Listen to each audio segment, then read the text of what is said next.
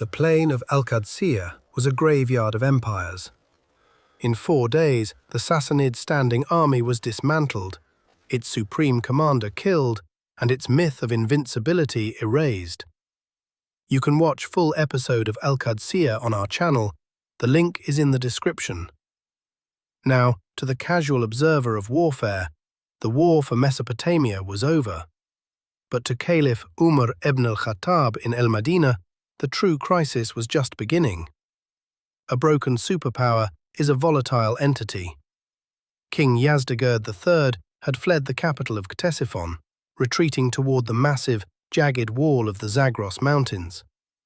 Behind those peaks lay the vast interior plateau of Iran, millions of untouched subjects, intact regional treasuries, and provincial governors ready to mobilize fresh hosts to reclaim Iraq. Caliph Umar ibn al-Khattab faced an unprecedented operational shift. The war was no longer just about clashing lines. It was about rapid pursuit, complex mountain logistics, administrative pacification, and systematic deception. Every mile gained took the veteran Kufan and Basran garrisons further from the desert and deeper into an engineering nightmare. Welcome to the definitive mega-chronicle of the Eastern conquests. In this massive multi-chapter documentary, we are bypassing the brief highlight reels to trace every single campaign from the immediate fallout of Qadisiyah to the final apocalyptic collision at Nahavand. If you are ready for ground-level tactical history, hit subscribe and turn on the bell icon. From the high-speed cavalry pursuits of El-Qaqqa to the defensive trench traps of Jalula and the administrative stability forged by An-Nu'man, this is the story of how a professional army of merit created by Caliph Umar ibn al-Khattab in Medina systematically dismantled a 400-year-old Persian Sassanid Empire. This is the runway to the Victory of Victories. Let's roll the tape.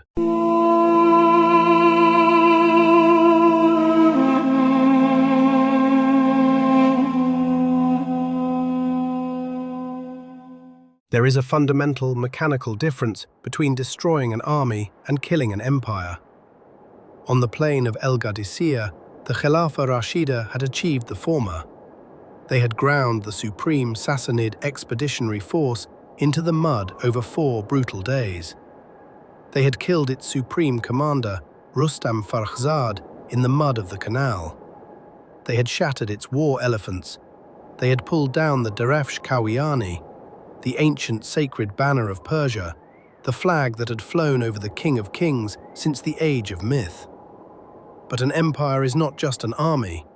An empire is an infrastructure. It is tax networks and administrative hubs.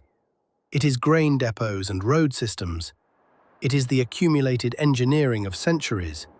Deep irrigation canals, fortified provincial capitals, strategic river crossings. And above all, it is the monumental, heavily fortified architecture of its beating heart, the capital city. You do not kill an empire by destroying its field army. You kill it by seizing its center of gravity. As the winter of 636 AD approached, Sa'd bin Abi Waqqas received his new directive from the Caliph Umar bin al-Khattab in Medina. The order was not to consolidate the frontier. The order was not to wait. The order was to march northeast, directly into the geopolitical heart of the empire.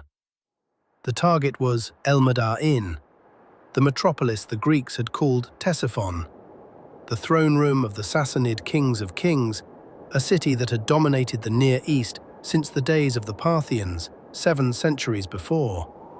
But to reach it, the Arab army faced a problem that had nothing to do with enemy soldiers. They had to cross Es-Awad, the Black Land of Mesopotamia.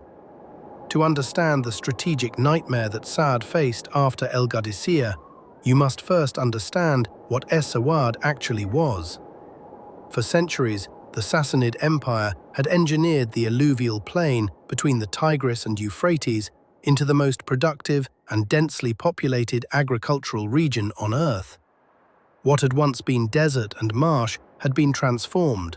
Through centuries of disciplined hydraulic engineering, into an intricate, suffocating grid of deep irrigation canals, flooded rice paddies, thick date palm orchards, and treacherous mudflats. This was not open terrain. This was a landscape specifically designed to channel, control, and concentrate the movement of everything that moved through it: water, food, people, and armies. For desert riders whose entire military doctrine was built on speed, lateral maneuver, and the exploitation of open horizons, Es-Sawad was a logistical death trap. You cannot execute a sweeping cavalry envelopment in a flooded palm orchard. You cannot unleash a massed cavalry charge across a plain intersected every half-mile by 20-foot irrigation trenches filled with fast-moving water. You cannot use your greatest tactical asset, mobility, when the terrain itself has been designed to kill mobility. The surviving Sassanid generals understood this with absolute clarity. After al-Qadisiyah, they knew they could never defeat the Rashidun army in another open-field engagement. The psychological damage alone from Qadisiyah made that impossible. But they didn't need another Qadisiyah. They needed time, and Es-Sawad could give them time. The young Sassanid emperor, Yazdegerd III, sitting in the Great White Palace on the eastern bank of the Tigris, issued his emergency orders. The remnants of the imperial army were to wage a deep, grinding, delaying action across every stage of the approach to the capital.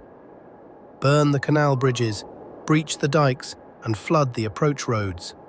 Fight for every crossing.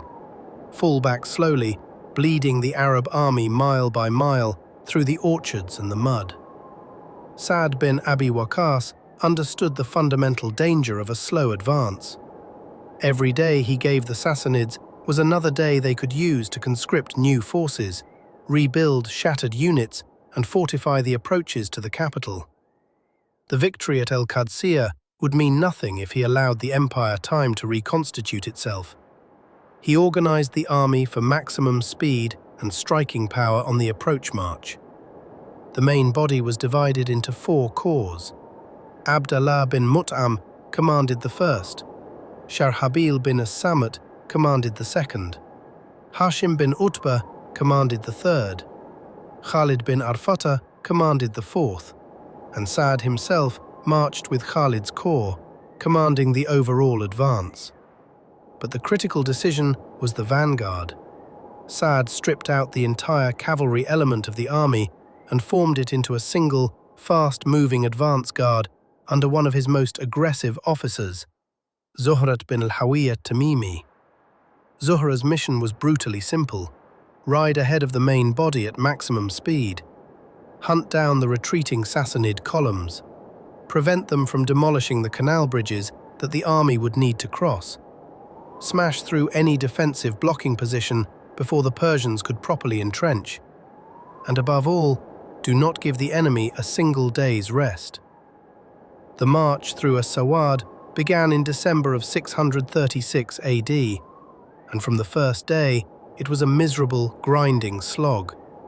The primary chronicles of At-Tabari record a series of sharp, vicious engagements fought across the ruins of ancient history itself. The vanguard first seized Najaf, crossing the Euphrates and pressing north. Then came Burs, the ancient city of Borsippa, in the shadow of the surviving ziggurat of Babel, where Zuhra's cavalry smashed through a Sassanid blocking force in the Battle of Burs and held the crossing point for the main body. Then came Babel itself.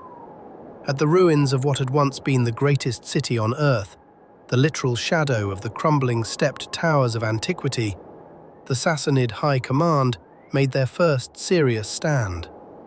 The Persian forces at Babel were commanded by a collection of surviving imperial generals: Al-Firzan, Al-Hermuzan, Mihran Razi, and Nakhiragan. They attempted to use the ancient ruins and the web of irrigation channels to anchor a defensive line that could hold the advancing Arab force. It collapsed. The Arab vanguard, fighting dismounted in the mud among the ruins, shattered the Sassanid position. Al-Hermuzan, reading the battlefield with a professional's eye, made an immediate decision. not to die in Babel, but to survive and fight elsewhere. He withdrew with his forces south toward his own province of Khuzestan, where the terrain would favor his style of guerrilla resistance. The other Persian generals fell back toward the Tigris. Zuhra did not let them breathe. At Surah, he struck the retreating Sassanids again. Then at Zair Kab, he destroyed another blocking detachment. The pattern was relentless: hit, pursue, hit again, give no time to regroup. At Kutha, 17 kilometers from the capital itself, the Persians made a more serious effort, anchoring a garrison in the city to hold the last choke point before al-Madain. The chroniclers record that among the Persian defenders at Kutha was a Dehkan, a local Persian aristocratic landowner who died in single combat with one of the Arab al-Mubarizun, the elite duelist champions who served as the psychological shock troops of the Rashidun vanguard. Kutha fell. 7 kilometers from the capital, at Sabat, a district that normally maintained a permanent Sassanid garrison, Zuhra's cavalry arrived to find the position already abandoned. The garrison had fled. The psychological collapse was accelerating. A local Persian aristocrat named Shahryar surrendered the district entirely, providing the Arab command with detailed intelligence on the defensive preparations inside the capital. By the second week of January, 637 AD, the Rashidun army emerged from the suffocating orchards of Sawad and stood on the western bank of the Tigris River with the Sassanid capital visible across the water. The classical Arabic sources take a moment here, and that moment matters because it tells you something important about the psychological reality of this campaign. The Arab tribesmen who now stood on that riverbank were, almost without exception, men who had grown up in the arid settlements of the Hijaz and Najd. Their reference points for human civilization were the mud-brick towns of Medina, the trading city of Mecca, and the scattered garrison settlements of the Syrian frontier. Their world was horizontal, arid, and austere. What they saw across the Tigris was something for which their entire lives had not prepared them. Al-Madain, the cities, was exactly what its name proclaimed. It was not a single urban center. It was a sprawling, multi-city metropolitan complex built along both banks of the Tigris, spread across 30 square kilometers of the richest agricultural land on Earth. Multiple distinct city districts, connected by massive pontoon bridges, home to hundreds of thousands of people, functioning as the administrative, commercial, and imperial capital of the most powerful empire between China and the Mediterranean. On the eastern bank, dominating the skyline, stood the legendary Tag Kisri, the great vaulted Iwan of the White Palace of the Sassanid King of Kings. Its barrel vault, built of baked brick without any centering or internal support, rose 37 meters into the sky, a feat of structural engineering that Roman architects had not equaled and that would not be surpassed for centuries. It was visible from miles away. It was meant to be. It was the physical declaration that the King of Kings ruled the world.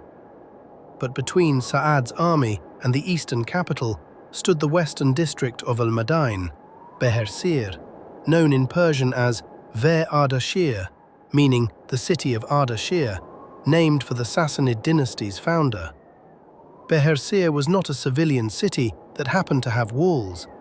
It was a purpose-built fortress city, the western shield of the capital, and the Sassanid command had prepared it for exactly this moment. The classical sources and the military logic of the period give us a clear picture of what the Rashidun army was facing.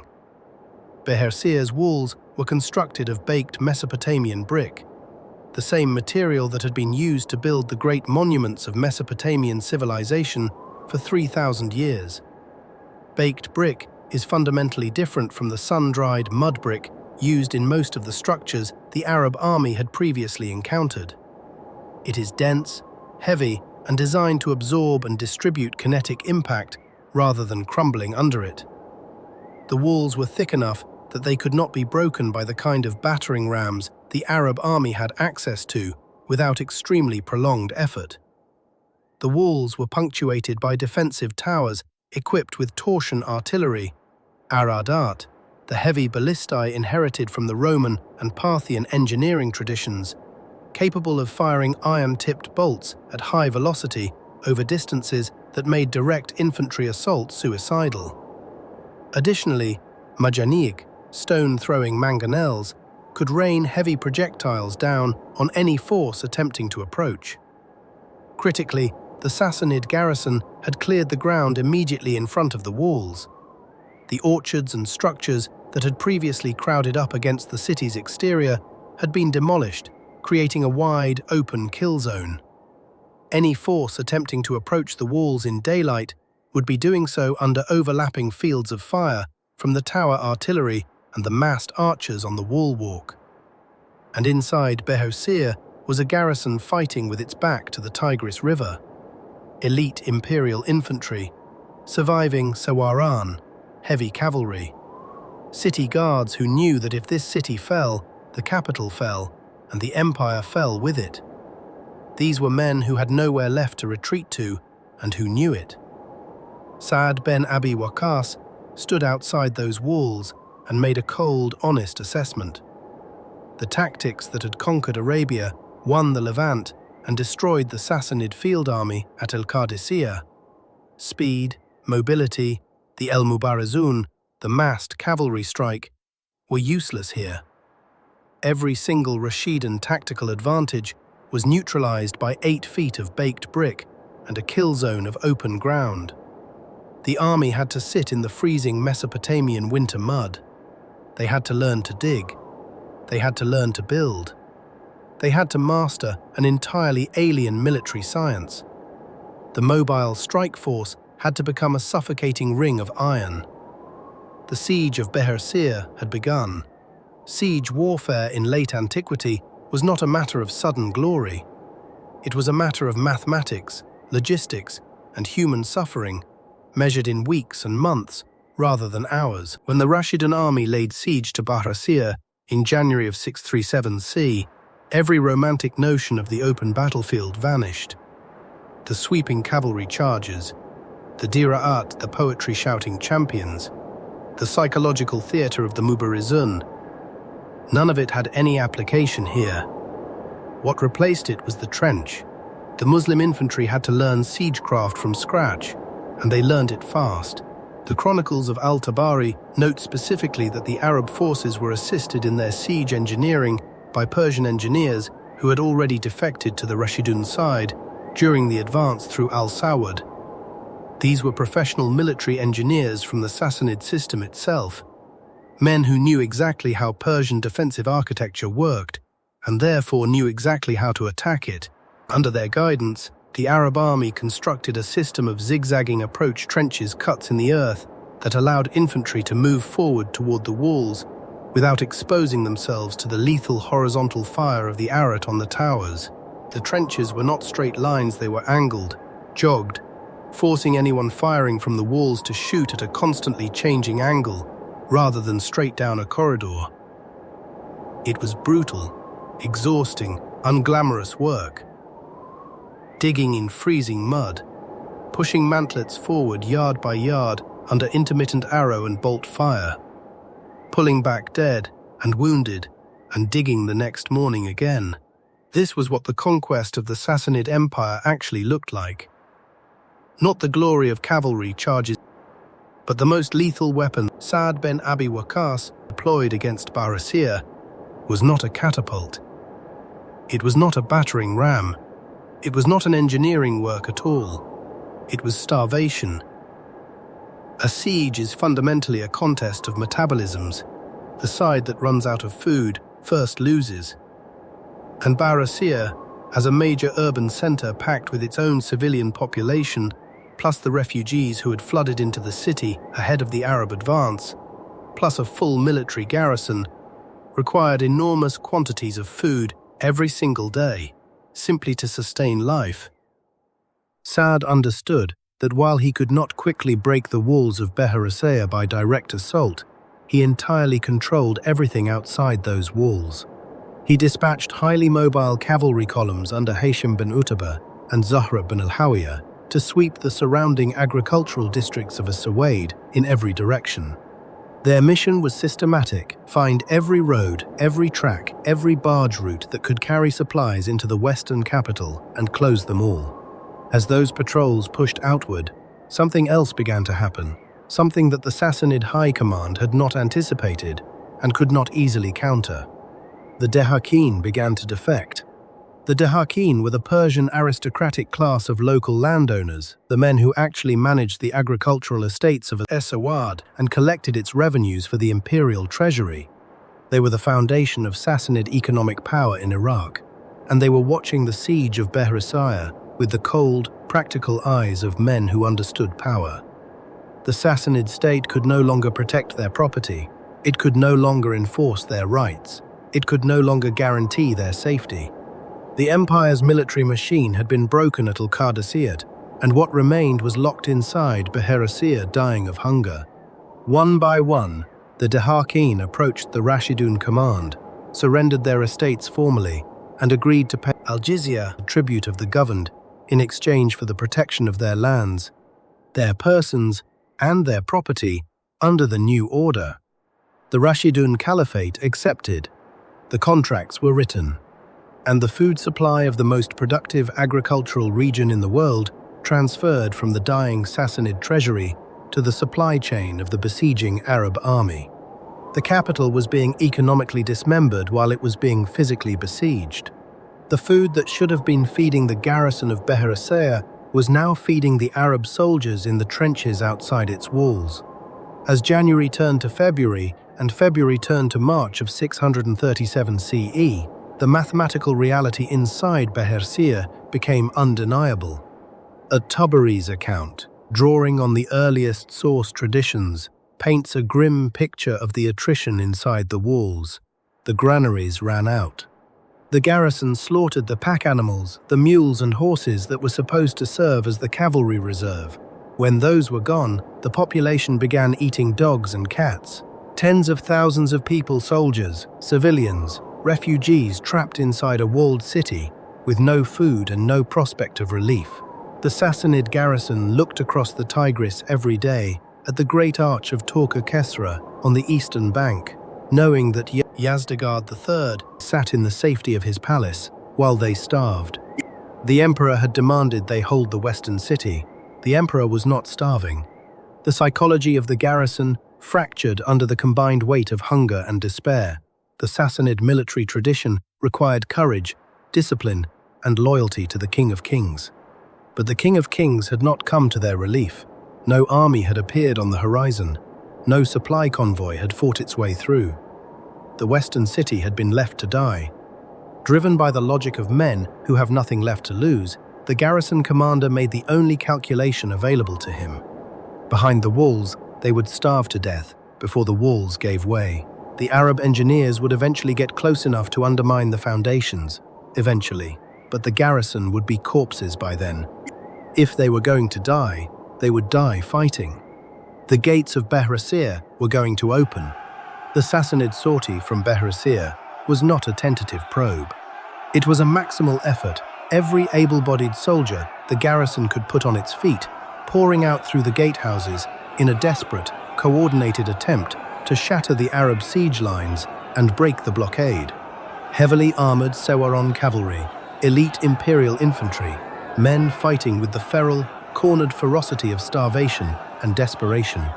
They had one chance to change the outcome of this siege, and they took it at maximum force.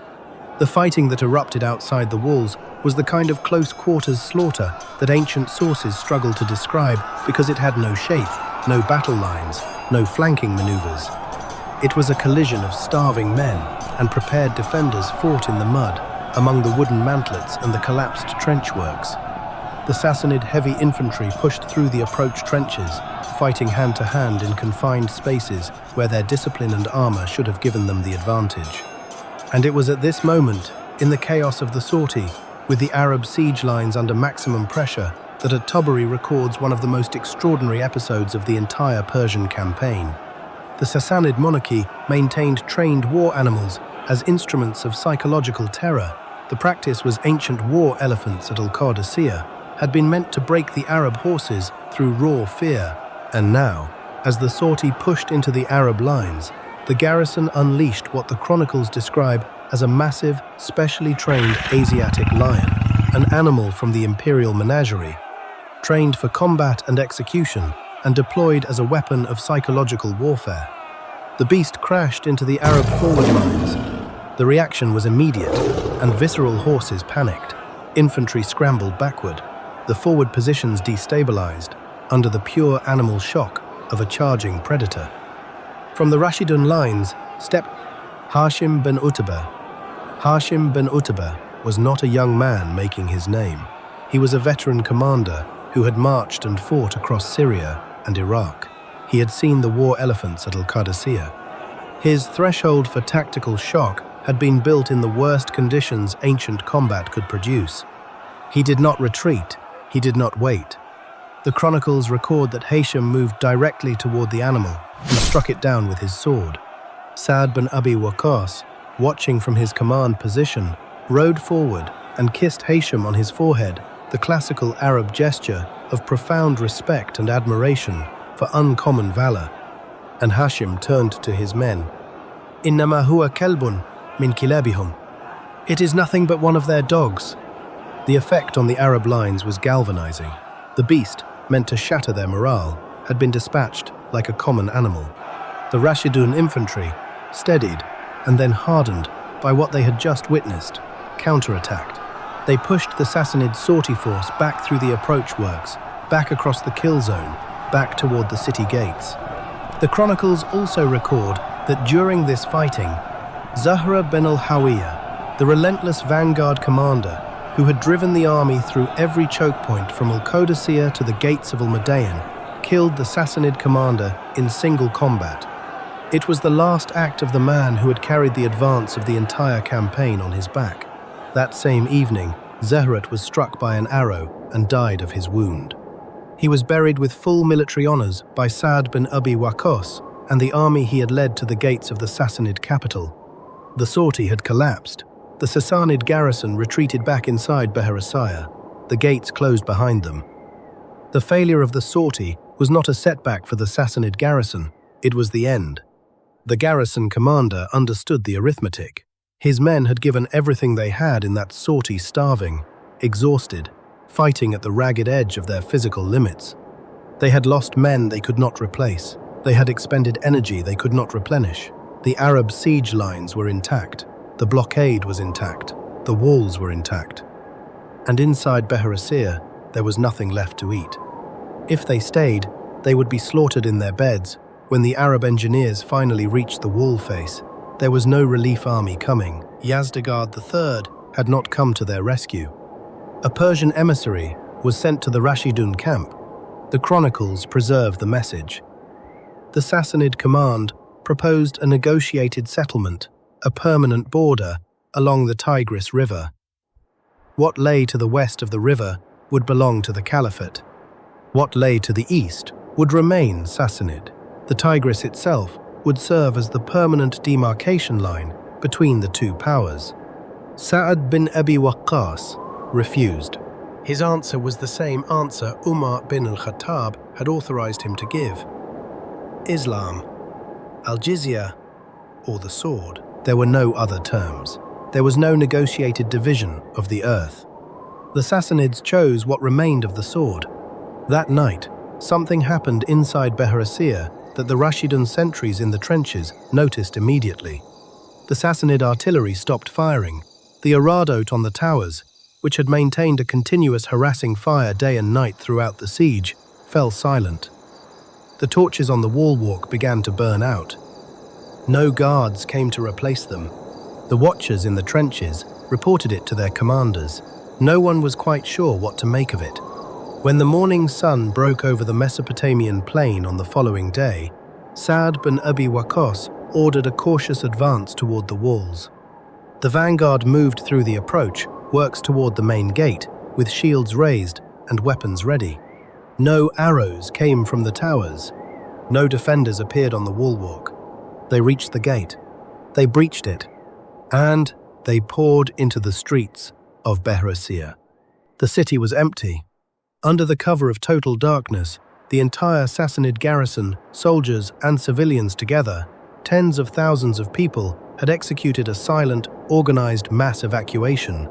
They had crossed the Tigris River to the eastern bank, falling back into Ctesiphon proper, and as they crossed, they had destroyed everything behind them with methodical thoroughness. The boats moored on the western bank smashed and scuttled. The bridges themselves burned to the waterline. Saad bin Abi Waqqas and his commanders rode through the abandoned streets of Bahurasir, past the empty garrison barracks, past the ransacked granaries, past the silent markets, and emerged onto the western bank of the Jalula. The Tigris River in March is not a gentle body of water. The snowmelt of the Zagros Mountains pours into the Tigris headwaters every spring, swelling the river into a violent, fast-moving torrent of cold, dark water. In the spring of 637, the river was running at near-flood stage, a churning, impassable barrier, roughly 750 meters wide, full of powerful undercurrents and debris swept down from the mountains. On the far bank, dominating the skyline, the massive pale arch of Torka Kesra caught the morning light. The city of Ctesiphon spread behind it, guarded by the concentrated surviving remnants of the Sassanid military, commanded by the generals Mayharan and Fakhrizad, brother of Rustam Fakhrizad, who had died at al-Qadisiyat. The Rashidun army had broken every army the Sassanid Empire could field. They had marched through the Black Land in freezing rain. They had endured months of siege. They had fought in the mud among the mantlets. They had taken the western capital. And now they stood at the edge of an impassable river with no boats, no bridges, and the enemy watching them from the far bank. Yazdegerd Thalith, inside the White Palace of his ancestors, believed he had bought his empire time. The desert army had been stopped by geography. He had weeks, perhaps months, to consolidate a new defensive line and gather reinforcements from the eastern provinces. That belief would last until the following morning. The siege of Bahurasir was complete. The western capital had fallen. The Arab army stood on the banks of the Tigris with the imperial heart of the Sassanid Empire visible on the opposite shore. But visible is not the same as reachable. Between the Rashidun army and the throne room of the King of Kings lay 750 meters of raging floodwater, a destroyed crossing infrastructure, and a defended eastern bank. What happened next would be recorded by the chroniclers as something that broke the Persian understanding of the natural world. The Sassanid sentries on the eastern bank would use a single word to describe what they saw: demons.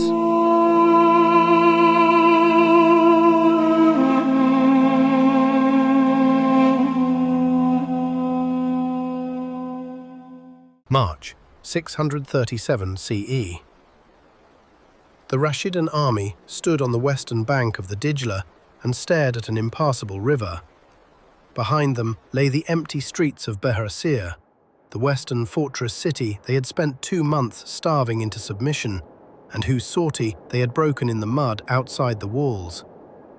Ahead of them, across 750 meters of churning, fast-moving cold floodwater, lay the eastern heart of the Sassanid Empire, Ctesiphon, al-Madain, the city that had served as the capital of the greatest empire between China and Constantinople for 7 centuries.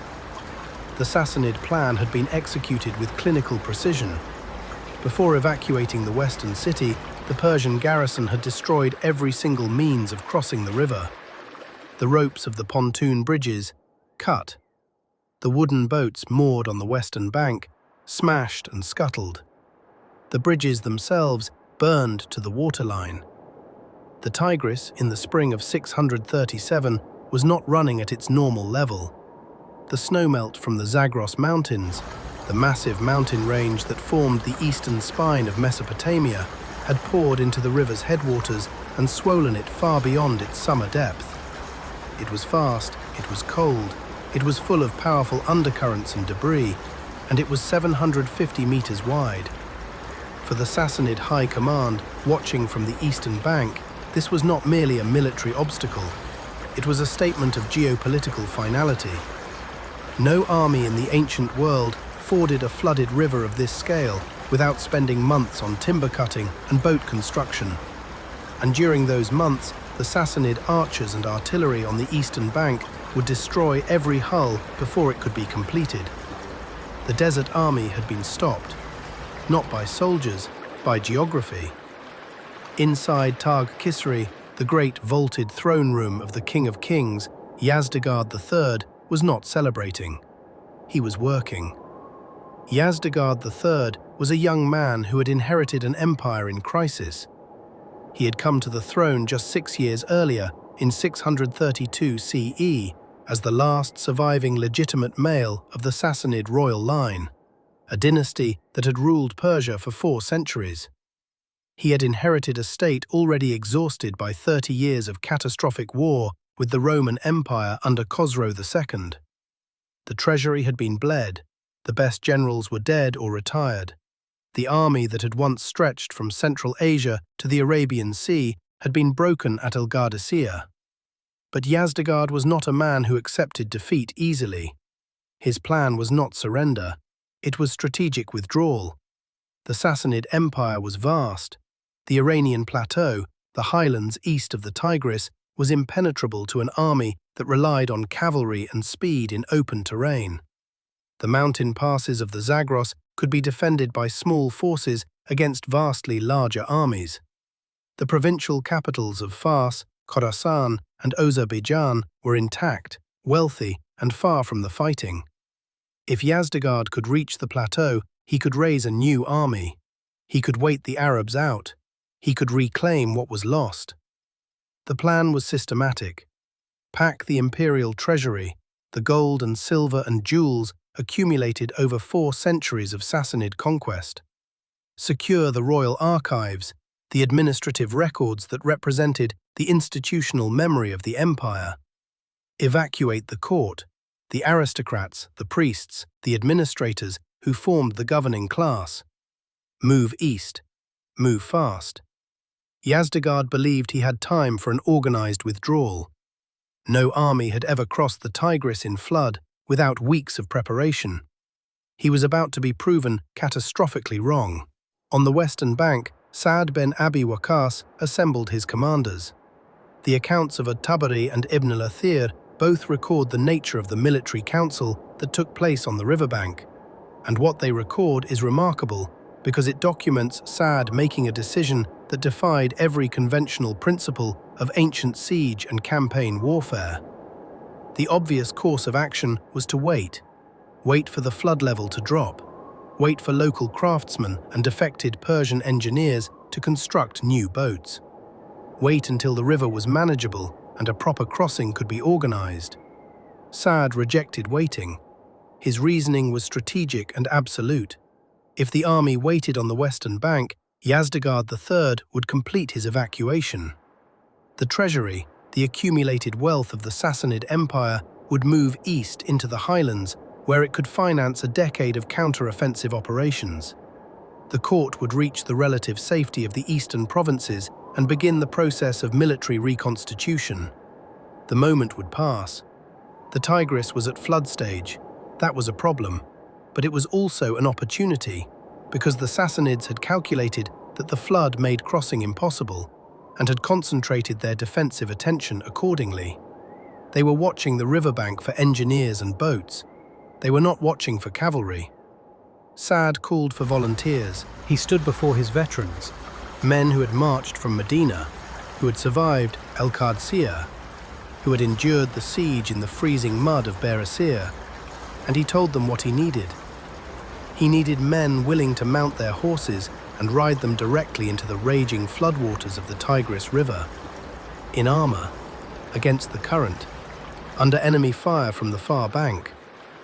The man who stepped forward was Asim ben Amru ad-Tamimi.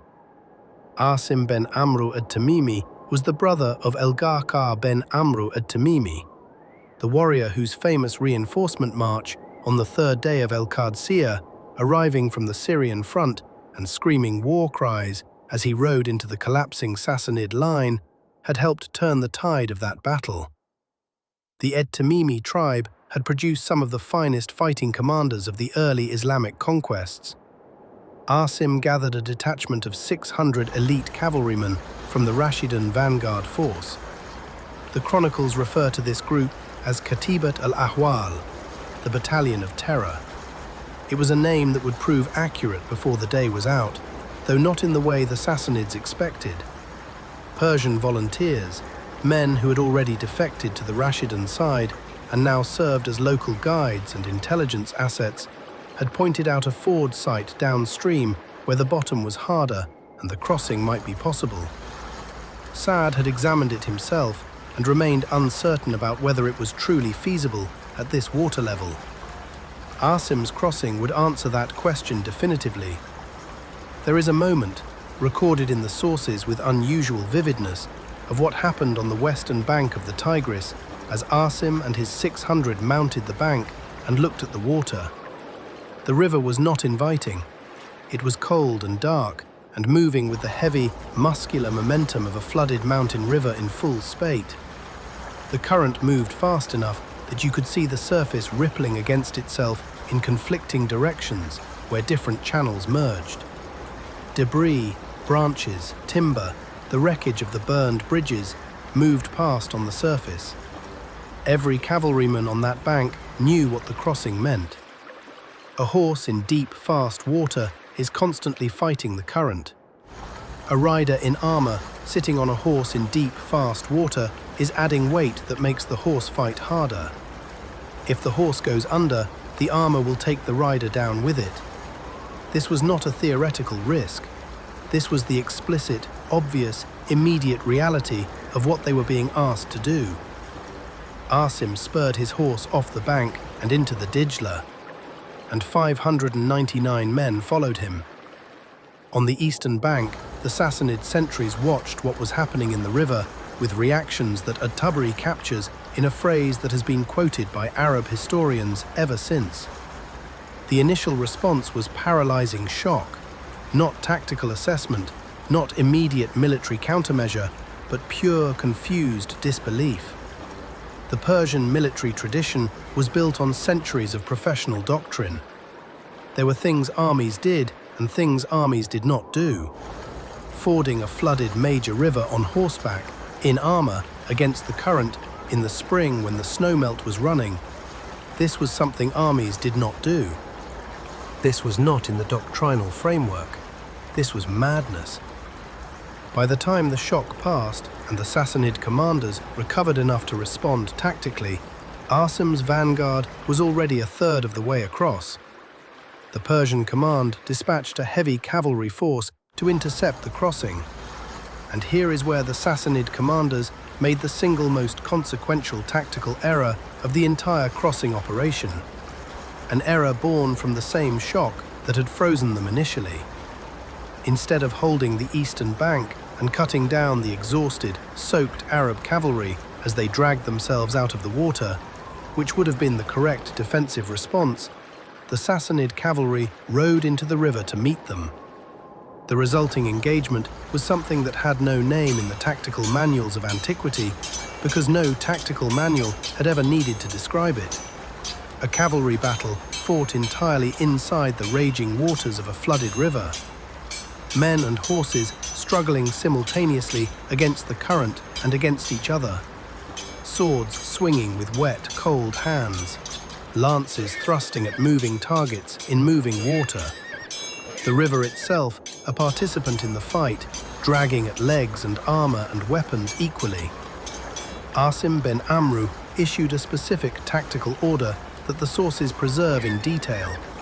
He told his men to target not the Sassanid riders, but the Sassanid horses, specifically to aim for the animals' eyes. The logic was sound. A blinded horse in fast-moving floodwater does not fight. It panics. A panicking horse in fast-moving floodwater throws its rider. A heavily armored Sawaran rider thrown from his horse in the middle of the Tigris in flood has approximately no chance of survival. The tactic worked with devastating efficiency. The Sassanid horses, struck in the eyes and panicking in the freezing current, reared and thrashed, and threw their riders into the water. The iron of Sassanid heavy cavalry armor, the same armor that had made Sewaran nearly invincible in open field combat, became a death sentence in the river. The Persian river interception force was destroyed not by superior swordsmanship, but by the physics of water and armor. Asim's vanguard pulled themselves and their horses up onto the eastern bank of the Tigris River. The beachhead was established. Behind the 600 came 30,000. The rest of the Rashidun army, the entire siege force that had spent 2 months in the mud outside Bahurasir, plunged into the Tigris behind Asim's vanguard. Cavalry units following the path the vanguard had opened. Infantry crossing by any means available, including, as some accounts suggest, boats that had been discovered hidden or repurposed from fragments the Sassanids had missed in their destruction of the crossing infrastructure. The crossing took hours. It was an act of extraordinary collective will. Every man in that army making a personal decision to enter the river, to trust his horse, to trust the current, to trust that what the 600 ahead of him had accomplished was reproducible. And as the Rashidun army began to emerge from the river onto the eastern bank, men and horses soaking wet, streaming water, blowing hard from the exertion of the crossing, something happened on the streets of Ctesiphon that at-Tabari records as one of the most remarkable psychological collapses in the history of the early conquests. The Sassanid sentries who had witnessed the crossing, who had watched 30,000 men pour out of an impassable flooded river as if the water were nothing, as if geography itself had surrendered to their will, broke. Not in organized retreat, in something closer to spiritual terror. They ran through the streets of El Madain, screaming a word that the sources record verbatim, Diwan, Diwan, and the explanation they gave to every Ctesiphonian they passed, Pad Yazdan, Shume ne mardumis card ested, Abarig Dewan card ested. By God, you are not fighting human beings, you are fighting jinn. In the worldview of 7th century Mesopotamia, Persian, Aramaic, and Arab alike, El-Jinn were beings of a different order of existence from humans. They were not bound by physical law in the same way. They could pass through barriers that would stop ordinary creatures. They could do things that were impossible for men. The sight of an army walking out of the spring Tigris in full strength had exceeded the Sassanid soldiers' capacity to process as a normal military event. Their framework for understanding what armies could and could not do had been shattered, and the framework they replaced it with was supernatural. Inside Tag Kesari, Yazdegerd III received the news of the river crossing in a throne room that was no longer the center of an empire, but a departure point. The organized, systematic evacuation he had planned was finished. There was no more time for systematic. The Rashidun army was on the eastern bank and moving toward the city. Yazdegerd III gathered his immediate retinue. The royal family, the closest court officials, the personal guard, and fled out the eastern gates of the city. He moved fast, and he moved without looking back. In his haste, he left behind things that the chronicles catalogue with the careful attention of men who understood their historical weight. He left behind the Firsh Bahar Kisra, the legendary spring of Khosrow carpet, the most celebrated object of Sassanid material culture. The sources of at-Tabari describe it in extraordinary detail. A carpet 27 meters long by 27 meters wide, woven of silk, gold thread, and silver thread, with precious and semi-precious stones set into it to represent the natural world. Water depicted by crystal, soil by gold, the flowers and fruits of a garden by rubies, emeralds, pearls, and sapphires. It was said to weigh several tons. It could not be moved quickly. He left behind the imperial treasury. Not all of it, but enough that the chroniclers describe what the Arabs found when they entered the palace complex as staggering. Gold, silver, weapons, armor, crown jewels. The accumulated physical wealth of 4 centuries of Persian conquest and tribute. He left behind the administrative archives of the empire, the records, contracts, tax registers, and diplomatic correspondence of a civilization that had governed half the known world. And he left behind the White Palace itself, Taj Kisra and the El-Qasr al-Abyad, empty, silent, monumental, and intact. The Rashidun army entered Ctesiphon without facing organized resistance. By the time Asim ben Amr led the vanguard through the streets of El-Madain, the military capacity of the Sassanid garrison had evaporated. The defenders who had not fled had simply dissolved into the civilian population. The Sassanid military presence that Mehran and Ferkhzad had commanded on the eastern bank was gone, either fled east with the emperor or scattered beyond any possibility of reorganization. The streets of the greatest city in the Near East were quiet. The markets were empty. The gates stood open. The citizens who remained, and many did remain, particularly the poorer classes who had nowhere to go and no means to travel, watched from doorways and rooftops as column after column of Arab horsemen and infantry moved through their city. Sa'd ben Abi Waqqas rode at the head of the main body through the heart of Ctesiphon.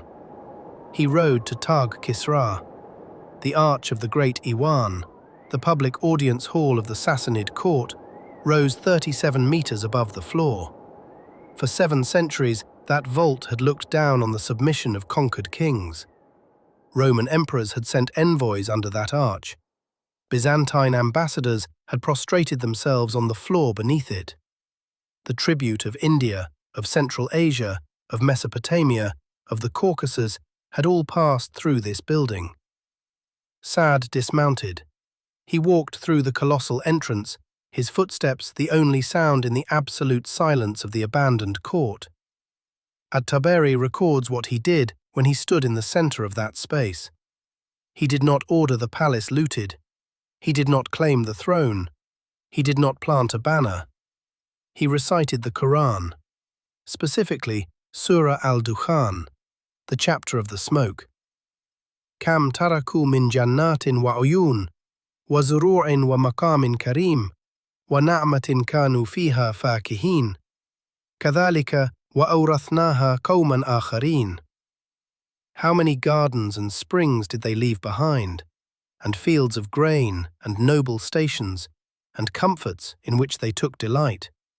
Thus it was, and we made another people inherit them.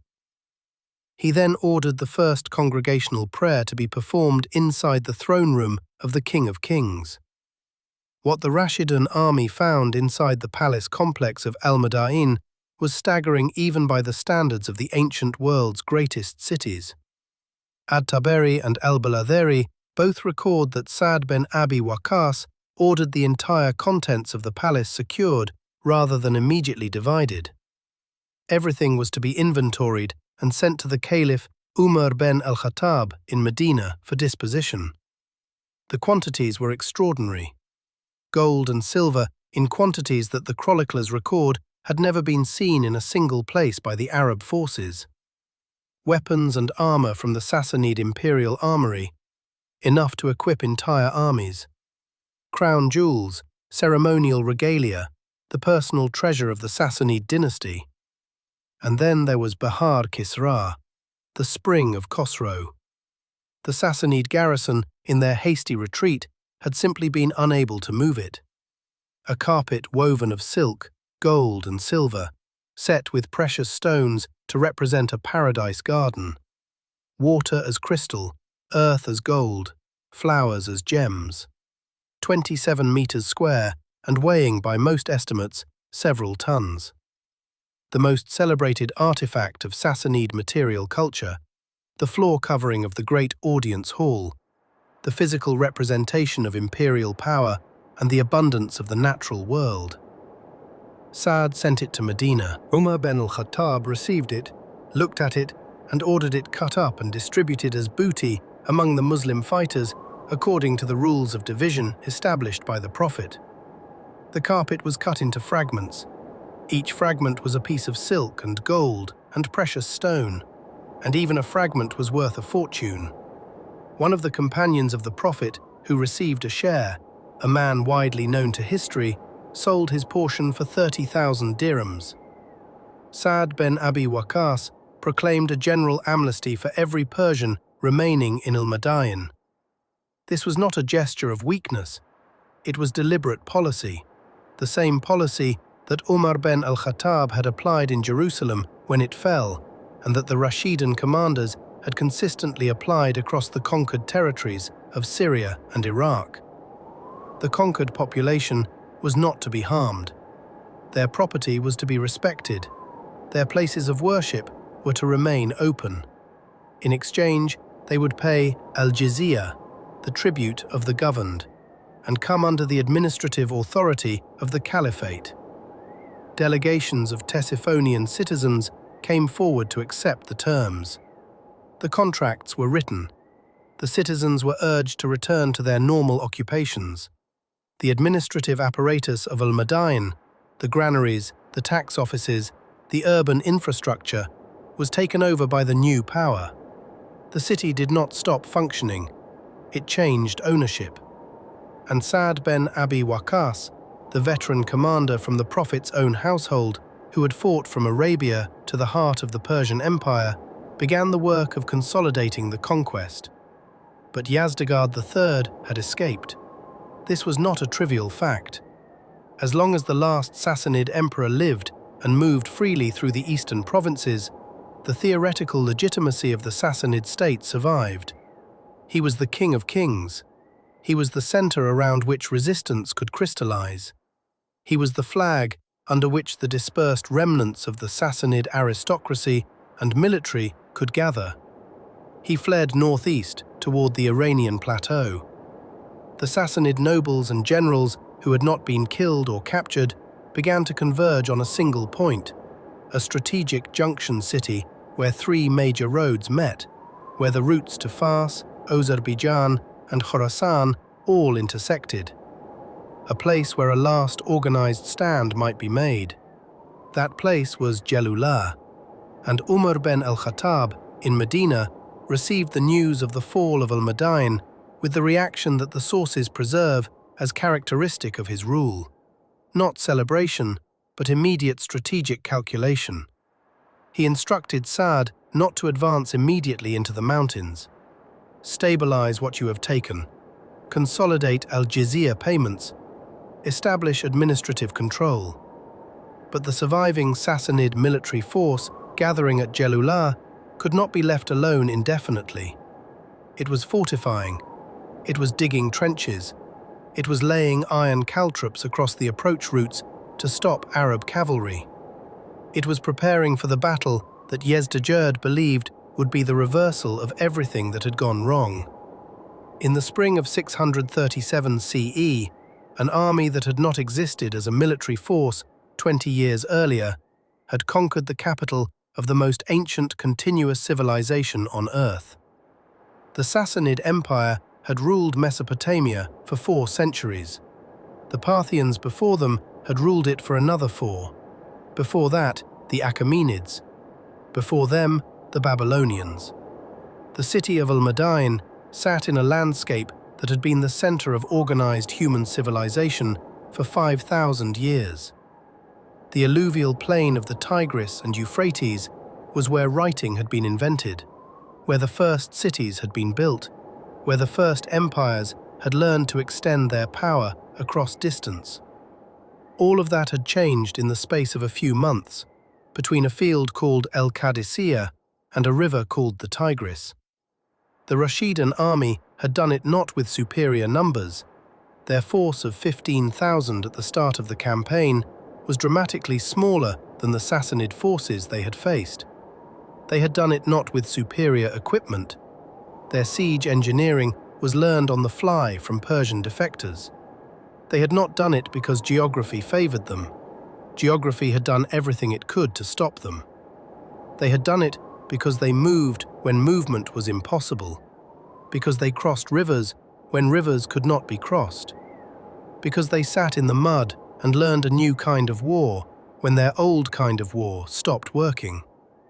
That willingness to adapt, to fight the enemy's war when necessary, to refuse the comfort of familiar tactics, to do the unglamorous thing rather than the glorious thing, was the engine of the conquest.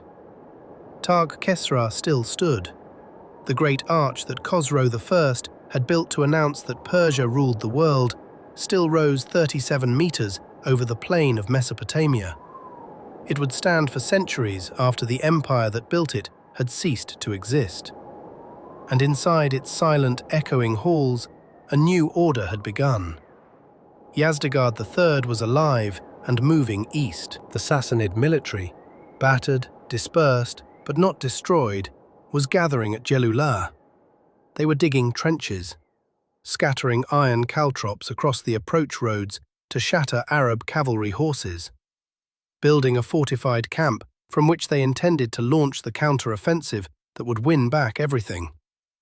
Hashim bin Utbah, the man who had faced the lion outside Behrsir, was given the command of the Rashidun force that would march on them. What waited at Jalula would be unlike anything the Arab army had faced since al-Garrison.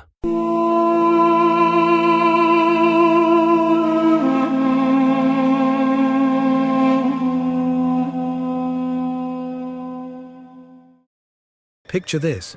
An army spends weeks scattering thousands of small iron spikes across the ground around their own camp. A defense so effective that no cavalry on earth could charge through it without crippling their horses in seconds. Then, within a single afternoon, that same field of iron spikes becomes the thing that kills them. Not the enemy's weapon, their own. Thousands of men retreating in panic, running directly into the trap they built with their own hands. This is the Battle of Jalula, and it is the battle where the Sassanid Empire learned that retreating into the mountains would not be as simple as just running there. But the White Palace had fallen. The Faresh Bahar Kisrai, the spring of Khosrow carpet, was already on its way to Medina, where it would soon be cut into pieces and distributed as spoils. Sa'd bin Abi Waqqas held the throne room of al-Madain, and the Rashidun army controlled the Sassanid capital, the city that had governed half the known world for 7 centuries. But Yazdegerd III, the young king of kings, was not in that city. He had fled east before the Arab columns had even finished crossing the flooded Tigris, and he was not running blindly. According to the chronicles, he was moving with a plan, even if that plan had already been wrecked once at Ctesiphon. The chroniclers place only a short interval, weeks, not months, between the fall of the capital and the events at Jalula. There was no time to rebuild from scratch. Whatever Yazdegerd did next, he had to do it fast, with whatever forces and whatever loyalty he had left. That plan had a name: Hulwan, a garrison town at the foot of the Zagros Mountains, roughly 130 kilometers northeast of Ctesiphon, sitting at the mouth of the mountain road that climbed up onto the Iranian plateau. Whoever controlled Hulwan controlled the gateway between Mesopotamia and Persia proper, the last narrow point where a small force could, in theory, hold back a much larger one simply by controlling the road itself. If Yazdegerd could hold that gateway, or at least hold it long enough to move his court, his remaining treasury, and what was left of the imperial bureaucracy safely up into the highlands, he could still salvage something from the disaster at Ctesiphon. The plateau provinces, Fars, Khorasan, Azerbaijan, were still loyal, still wealthy, still untouched by the war. From there, a counter-offensive was not unthinkable. He needed time, and there was only one way left to buy it: leave an army behind, on the road to Hulwan, with orders to die for every extra day it could hold. The position chosen was a town called Jalula, sitting on the road between Ctesiphon and Hulwan, on a tributary stream feeding into the larger Diyala river system. Flat, open ground for kilometers in every direction, which made it a poor place to ambush an advancing army, but an excellent place to build a fortified blocking position that no cavalry charge could simply ride around. Tabari and the other early Arabic historians differ on exactly who held command at Jalula, and rather than pretend there's a clean answer here, it's worth being upfront about it. Some traditions name the commander as Miran, a member of one of the great noble houses of the Sassanid aristocracy, the same family name associated with several Persian commanders across this campaign, which has led some modern historians to wonder whether different sources are even describing the same individual. Other traditions instead identify the commander as El-Kharzad, brother of the famous Rustam Farkhzad, who had commanded and died at El-Qadisiyah, and who some accounts say was sent specifically to avenge that earlier defeat. What both versions of the story agree on is the scale of the force gathered at Jalula. It was large enough that some traditions describe it as one of the biggest concentrations of Sassanid troops assembled anywhere since Qadisiyah itself, with the King of Kings apparently stripping every nearby garrison and calling in every unit still capable of marching in order to build one final blocking force. The figures given in the chronicles for the size of this army run into the tens of thousands, with some traditions pushing considerably higher than that. As with most troop figures from this period of history, these numbers are best treated as an impression of scale rather than a precise head count. Ancient chroniclers on both sides of these conquests were not running census counts in the middle of a war, and inflation of numbers in both directions was common practice rather than the exception. And this Persian commander did something genuinely clever with the time he had. He didn't simply gather his men in the open and wait. He turned the ground itself into a weapon. Around the perimeter of the Persian camp, his engineers dug a deep defensive trench, wide enough and steep-sided enough that it could not be casually crossed by horses at speed. And then, in the open ground beyond that trench, in exactly the corridor any cavalry charge would have to cross to reach the camp, they scattered thousands of small, three-pronged iron spikes. The chronicles call them Hasek al-Hadid, iron thorns. The design is simple and brutal. No matter which way one of these spikes lands on the ground, one point always faces upward. Scattered by the thousand across open terrain, they turn a cavalry charge into chaos within seconds. Horses scream, rear and collapse, throwing armored riders into the dirt in the middle of a battlefield, exactly the kind of disaster that can break an entire charge before it ever reaches its target. This was a deliberate, considered piece of battlefield engineering, not a desperate improvisation. It tells us something important about the man who built it. He understood exactly what kind of enemy he was facing. The Rashidun army's success across this entire campaign, at Qadisiyah, at the Tigris crossing, in the open country around Ctesiphon, had depended heavily on aggressive, fast-moving cavalry. Take away the cavalry's ability to charge freely, and you take away the single biggest advantage the Arab armies had demonstrated again and again. The commanders pursuing from Ctesiphon understood immediately what they were looking at when their scouts reported back. This was not a man planning to win an open battle in the field. This was a man building a wall that cavalry could not simply ride through, buying every single day he possibly could for the Yazdegard somewhere ahead of him on the road, climbing higher into the mountains with every passing hour. Sa'd ben Abi Waqqas did not lead this pursuit himself.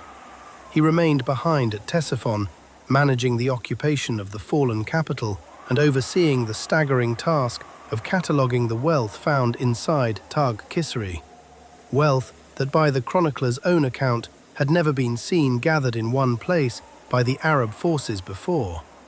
Instead, command of the pursuit force was handed to his nephew, Hashim ben Utbah ben Abi Waqqas, a veteran commander who had already served on the Syrian front before being transferred east to the Persian campaign, and who carried with him a reputation for steady, methodical leadership rather than flair. Riding alongside Hashim as one of his key subordinates was al-Qa'qa' ben Amru at-Tamimi, the same man whose dramatic, screaming arrival on the third day of Qadisiyah had helped break the Persian line at the single most critical moment of that earlier battle.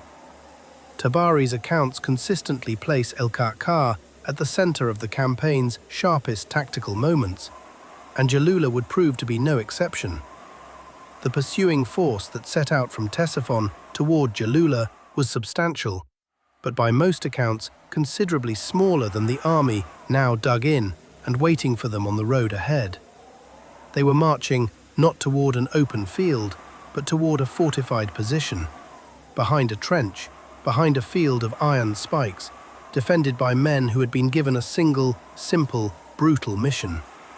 Hold this ground, whatever the cost, because every hour purchased here was an hour their emperor used to disappear into terrain the Arabs did not control and did not know. This was not going to be a quick fight. It was going to be a siege, fought not against stone walls, but against earth, iron, and the desperation of men who knew, on some level, that they had already been written off as the price of someone else's escape. What followed at Jalula was not a single dramatic clash, but a long, grinding standoff. The chronicles describe weeks of skirmishing along the edges of the Persian position, probing attacks by Arab cavalry units looking for any seam in the defences, repeated failures to find an approach that didn't run straight into the trench and spike barrier, and a slow accumulation of frustration on both sides. Some traditions put the length of this standoff at roughly the better part of 2 months.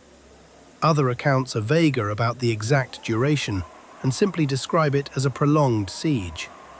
What's consistent across the sources, regardless of the precise timeline, is the basic shape of the problem facing Hashim and al-Qaqa.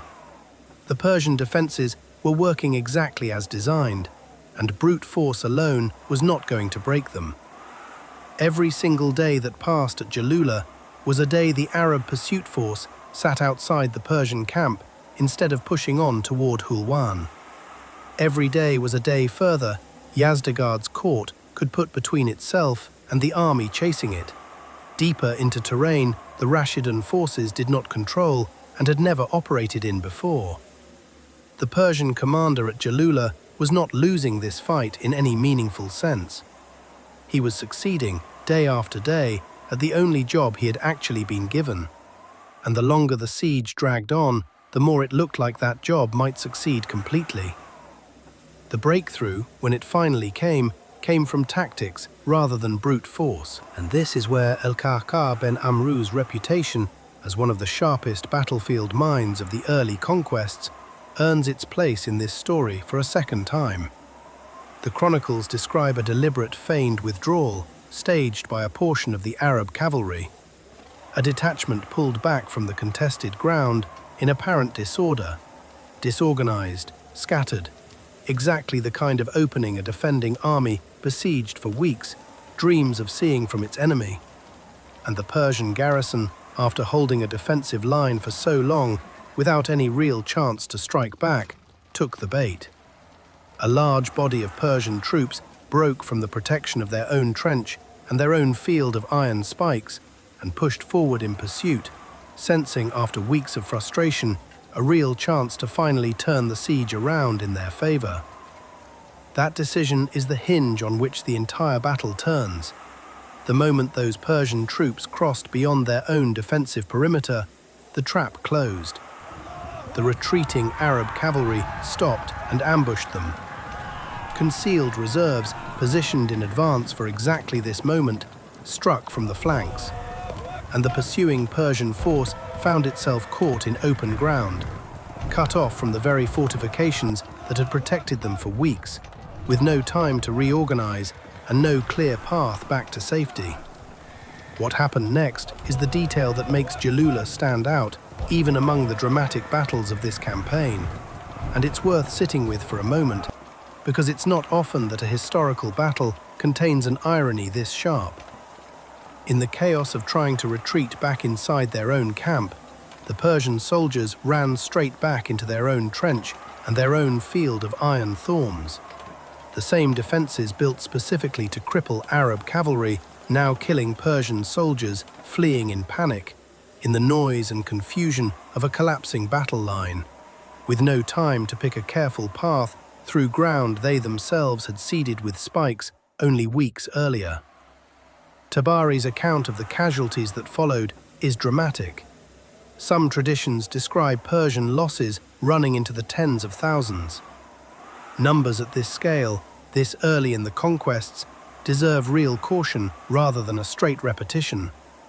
Ancient chroniclers on every side of these wars routinely inflated casualty figures for effect, and no two early sources agree precisely on the count at Jalula.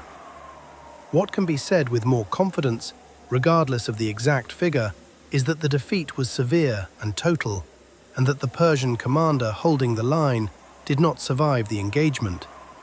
The garrison that had successfully held the gateway to Hulwan for weeks ceased to exist as an organized fighting force in the space of a single chaotic afternoon. The fighting at Jalula was not bloodless for the Rashidun army either, and it's worth resisting the temptation to tell this battle as a one-sided victory. The chronicles record Arab losses as well, though the figures here are, again, inconsistent between sources. This had been, after all, a siege fought across weeks of skirmishing and probing attacks before the final engagement, not a single afternoon of fighting, and the cumulative cost of that grinding standoff should not be erased just because the final battle ended decisively. What the sources do agree on, without exception, is that the victory, once it came, was complete. The road to Hulwan, after weeks of being sealed shut, was suddenly wide open.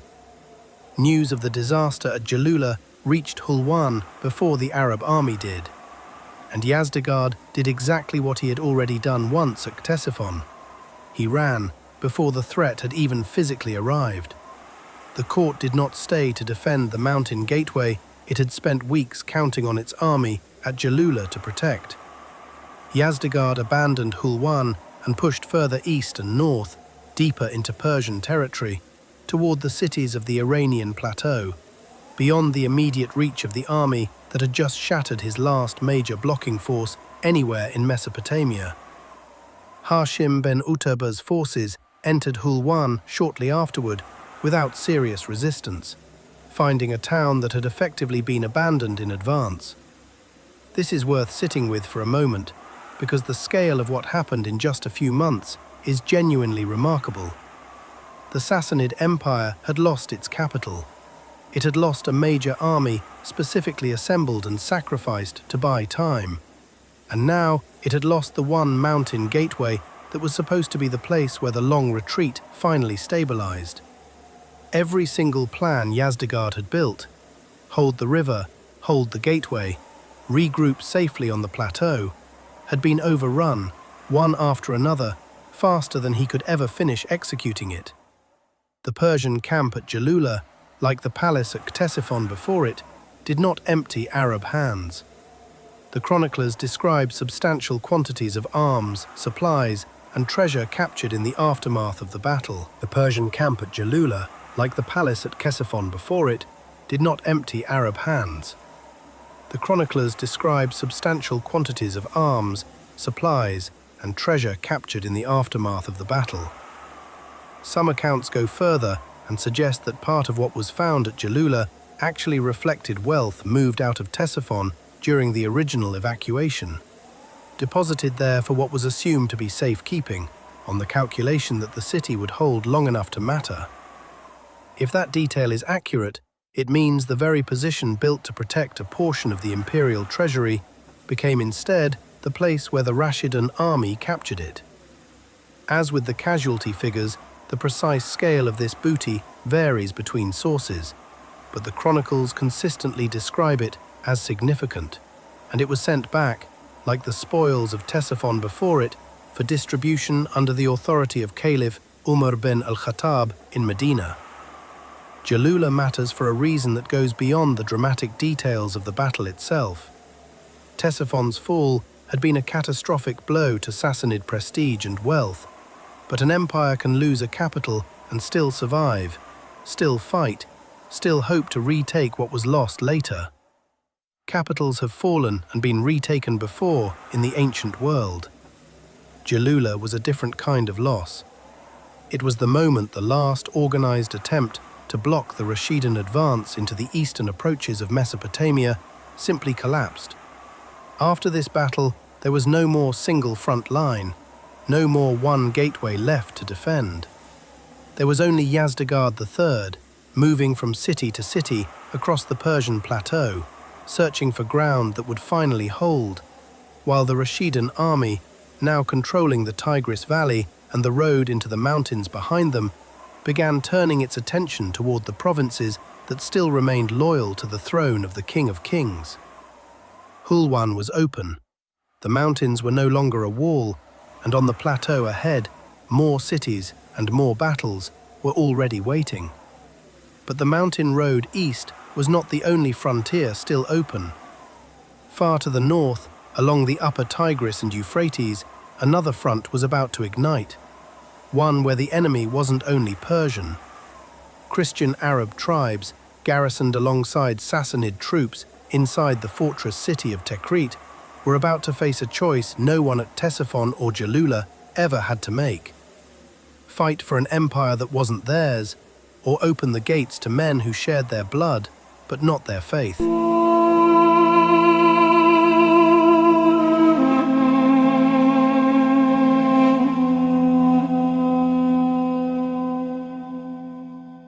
Here is a detail that sounds almost too strange to be true. In one of the most important sieges of the entire Mesopotamian campaign, the defenders never broke because the walls fell. They broke because the men inside those walls turned on each other in the middle of the night, and by morning the gates were open from the inside.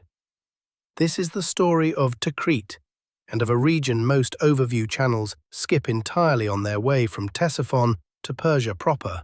Jazira, the land between the two rivers, north of Baghdad, south of the Byzantine border. And if Caliph Umar bin al-Khattab had left it alone, the entire Mesopotamian conquest could have unraveled from the north. By the time Hashim ibn Utbah took Hulwan and the road into the Zagros mountains lay open, the Rashidun army controlled the heart of the Sassanid Empire. Ctesiphon, the Tigris Valley, the gateway east. But a glance at the map reveals an obvious problem. North of Ctesiphon, the Tigris and Euphrates continue upward through a wide stretch of territory the Arabs called Jazira, literally the island, named for the land cradled between the two rivers as they run north toward their sources in the Armenian highlands. This region was not empty ground. It was densely populated, agriculturally rich, and, critically, it sat directly against the southern frontier of the Eastern Roman Empire. Roman borders had pressed up against this territory for centuries. Fortress towns, watchtowers, and garrison cities lined the frontier zone, because this was the exact corridor armies had used to invade each other's territory for as long as Rome and Persia had been rivals.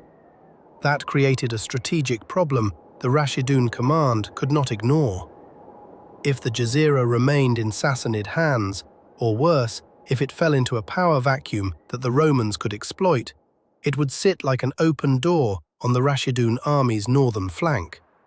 A Roman force could, in theory, march south through the Jazira and strike at the newly conquered Mesopotamian heartland from a direction nobody was watching, because everyone's attention was fixed eastward, on Yazdegerd III and his retreat toward the plateau. There was a second factor, just as important as the military one. The population of the Jazira was not simply Persian. Centuries of settlement had left this region home to large communities of Christian Arab tribes. Ahl al-Jazira, as the chronicles describe them, tribes who spoke Arabic, who shared blood and lineage with many of the men marching in the Rashidun army, but who practiced Christianity rather than the new faith of Islam, and who had lived for generations as subjects, soldiers, and taxpayers of the Sassanid crown. The largest and most prominent of these tribes was Benu Taglib, joined by Benu Namir, Ben Qasid, and a tribe whose name creates an odd echo in this story. Benu Iyad, sharing a name with the very Muslim commander who would soon be sent to conquer this region, though the two were entirely unrelated. This made the Jazira a fundamentally different kind of campaign from anything the Rashidun army had faced at Qadisiyah, Ctesiphon, or Jalula. This was not simply Arab versus Persian. This was Arab versus Arab, separated not by blood or language, but by faith, and by which empire they had spent their lives serving. Caliph Umar bin al-Khattab and the commanders in the field recognized the urgency. The Jazira had to be secured, and it had to be secured quickly, before the Byzantines could organize any kind of response, and before the scattered remnants of Sassanid authority in the north could regroup into something resembling a coherent defense. The plan that emerged was, in effect, a pincer, though not one coordinated with the precision of a single unified command. From the south, from the Iraq front, Sa'd bin Abi Waqqas dispatched a commander named Abdullah bin al-Mortem toward the fortress city of Takrit, the most significant Sassanid stronghold remaining on the upper Tigris, and the obvious first target for any northern campaign. At the same time, from the west, from the already conquered territories of Syria, where the Rashidun army under Abu Ubaidah bin al-Jarrah had spent years securing the Levant, a separate force was being readied under a commander named Iyad ben Ghanem, a veteran of the Syrian campaigns and a man with deep experience managing exactly the kind of mixed Christian-Arab populations the Jazira was about to present. The strategic logic was sound, even if the execution would prove to be uneven. Takrit would fall first, opening the southern approach to the Jazira. Then Iyad ben Ghanem, moving in from the west, would sweep through the rest of the region, Mosul, Nisibis, the cities along the upper rivers, before the Byzantines or the remaining Sassanid garrisons could organize any meaningful resistance. What none of these commanders could have predicted was just how strange and how internally fractured the defense of Takrit itself was about to become. Tikrit sat on a bend of the Tigris River, its walls rising directly from high ground above the water, a position chosen, like so many fortress cities of the ancient world, for the natural defense the river itself provided. The garrison inside was not a single, unified Sassanid force. It was a composite, Persian regular troops sent north as part of the empire's effort to hold every defensible point against the Arab advance, standing shoulder to shoulder with conscripted and allied warriors from Benu Taghlib, Benu an-Namir, and Benu Iyad, the Christian Arab tribes whose loyalty to the Sassanid crown was, as events would soon prove, considerably thinner than the Persian commanders assumed. Abd Allah ibn al-Mu'tem arrived outside Takrit and settled in for what would become a genuine siege, not a quick assault. The chronicles describe the fighting as prolonged and difficult. Some accounts put the length of the siege at around 40 days, though, as with so many figures from this campaign, other traditions give different numbers, and it's worth being upfront that no two sources agree precisely on the duration. What is consistent across the accounts is the basic tactical picture. This was not a fortress that could be stormed quickly. The walls held, the garrison was determined, and for weeks the outcome remained genuinely uncertain. But sieges are rarely won purely through walls and weapons. They are also contests of will, supply, and, as Takrit demonstrates with unusual clarity, internal cohesion. And the cohesion inside Takrit's walls was never as solid as it looked from the outside. The Christian Arab tribesmen garrisoning the city were not fighting for an empire they considered their own. They were fighting because the Sassanid administration had placed them there, armed them, and expected their loyalty as subjects of the crown. But the men actually starving inside those walls, watching their food stores dwindle as the siege dragged into its second month, increasingly asked themselves a hard question. Why were they dying for a Persian throne that had never treated them as equals, against an army led by men who spoke their own language and, in some cases, shared their own tribal ancestry? The chronicles describe growing tension between the Persian troops and the Arab tribal contingents as the siege wore on. Disagreements over strategy, over the rationing of dwindling supplies, and, beneath all of it, the simple, exhausting math of a siege with no relief force coming and no end in sight. Tabari's account of what happened next is one of the more dramatic turns in the entire Mesopotamian campaign. Rather than continue starving alongside their Persian commanders, elements of the Christian Arab tribesmen inside Takrit turned on the Persian garrison. The details vary between traditions.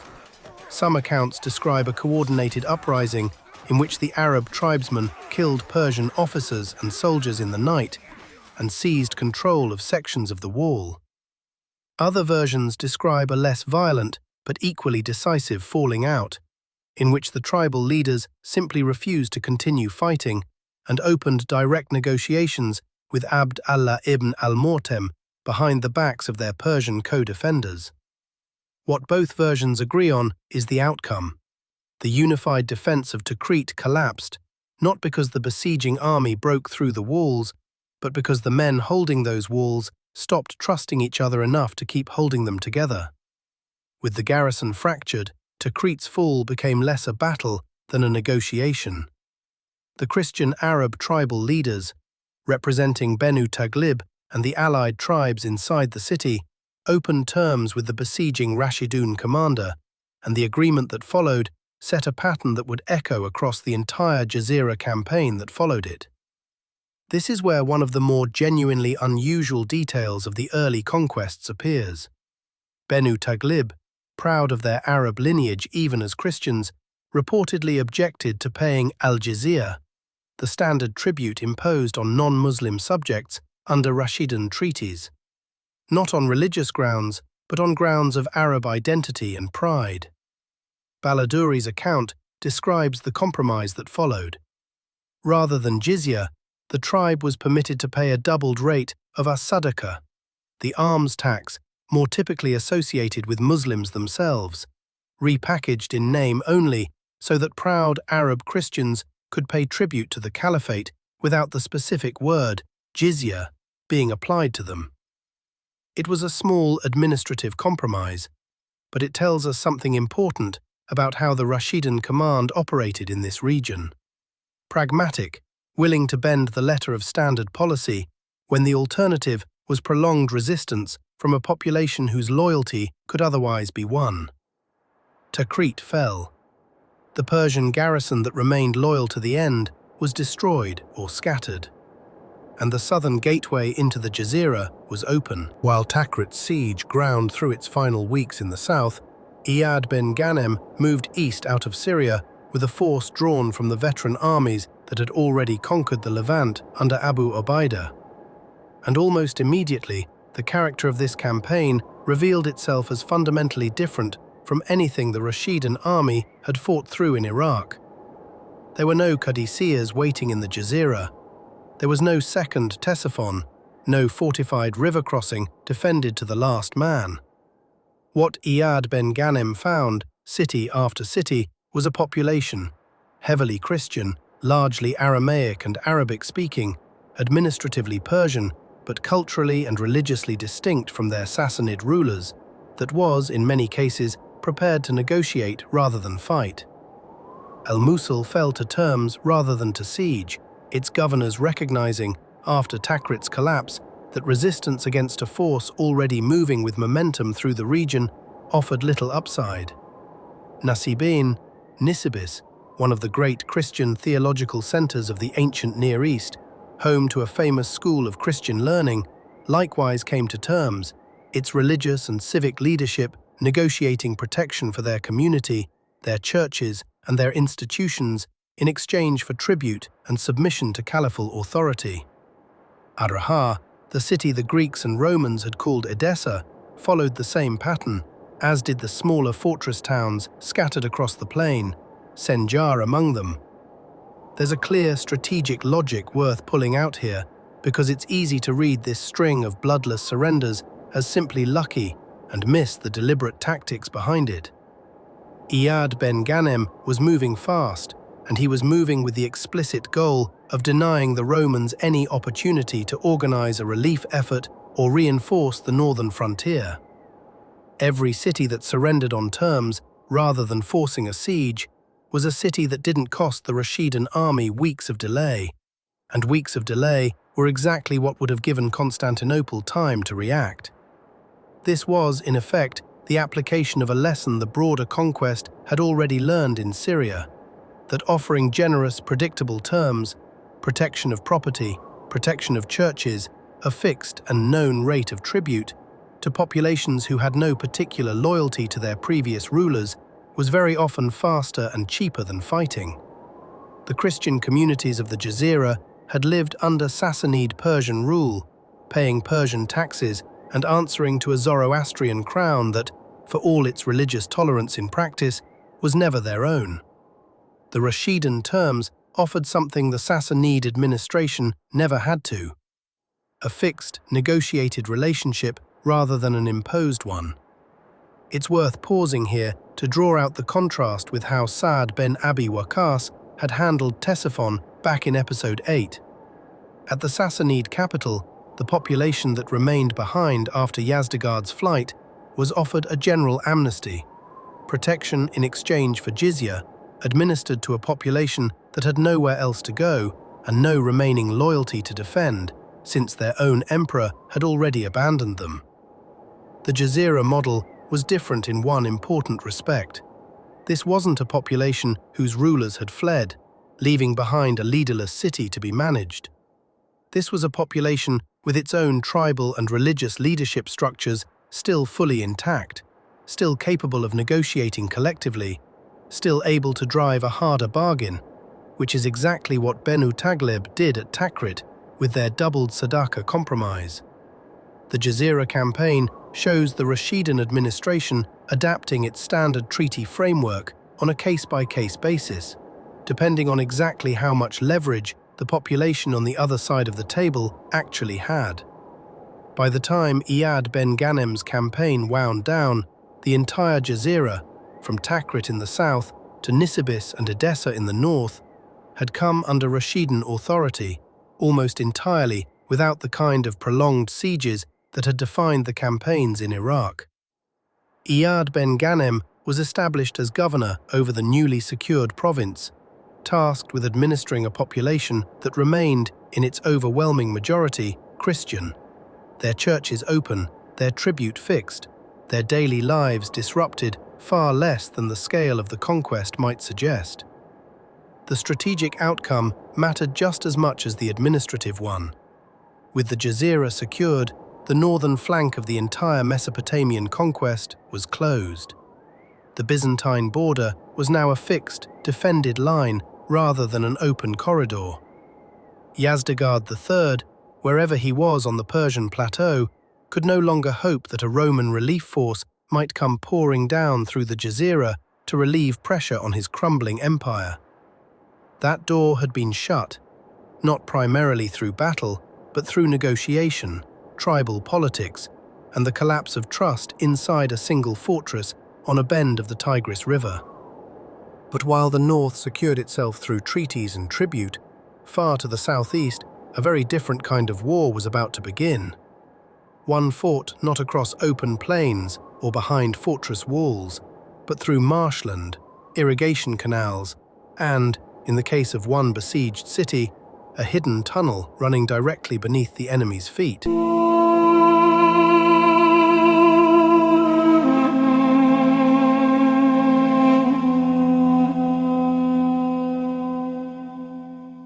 Imagine crawling through a narrow water channel in total darkness, somewhere beneath a besieged city, not knowing whether the tunnel ahead of you stays above water, whether the men in front of you have made it through or drowned 50 meters back in the black.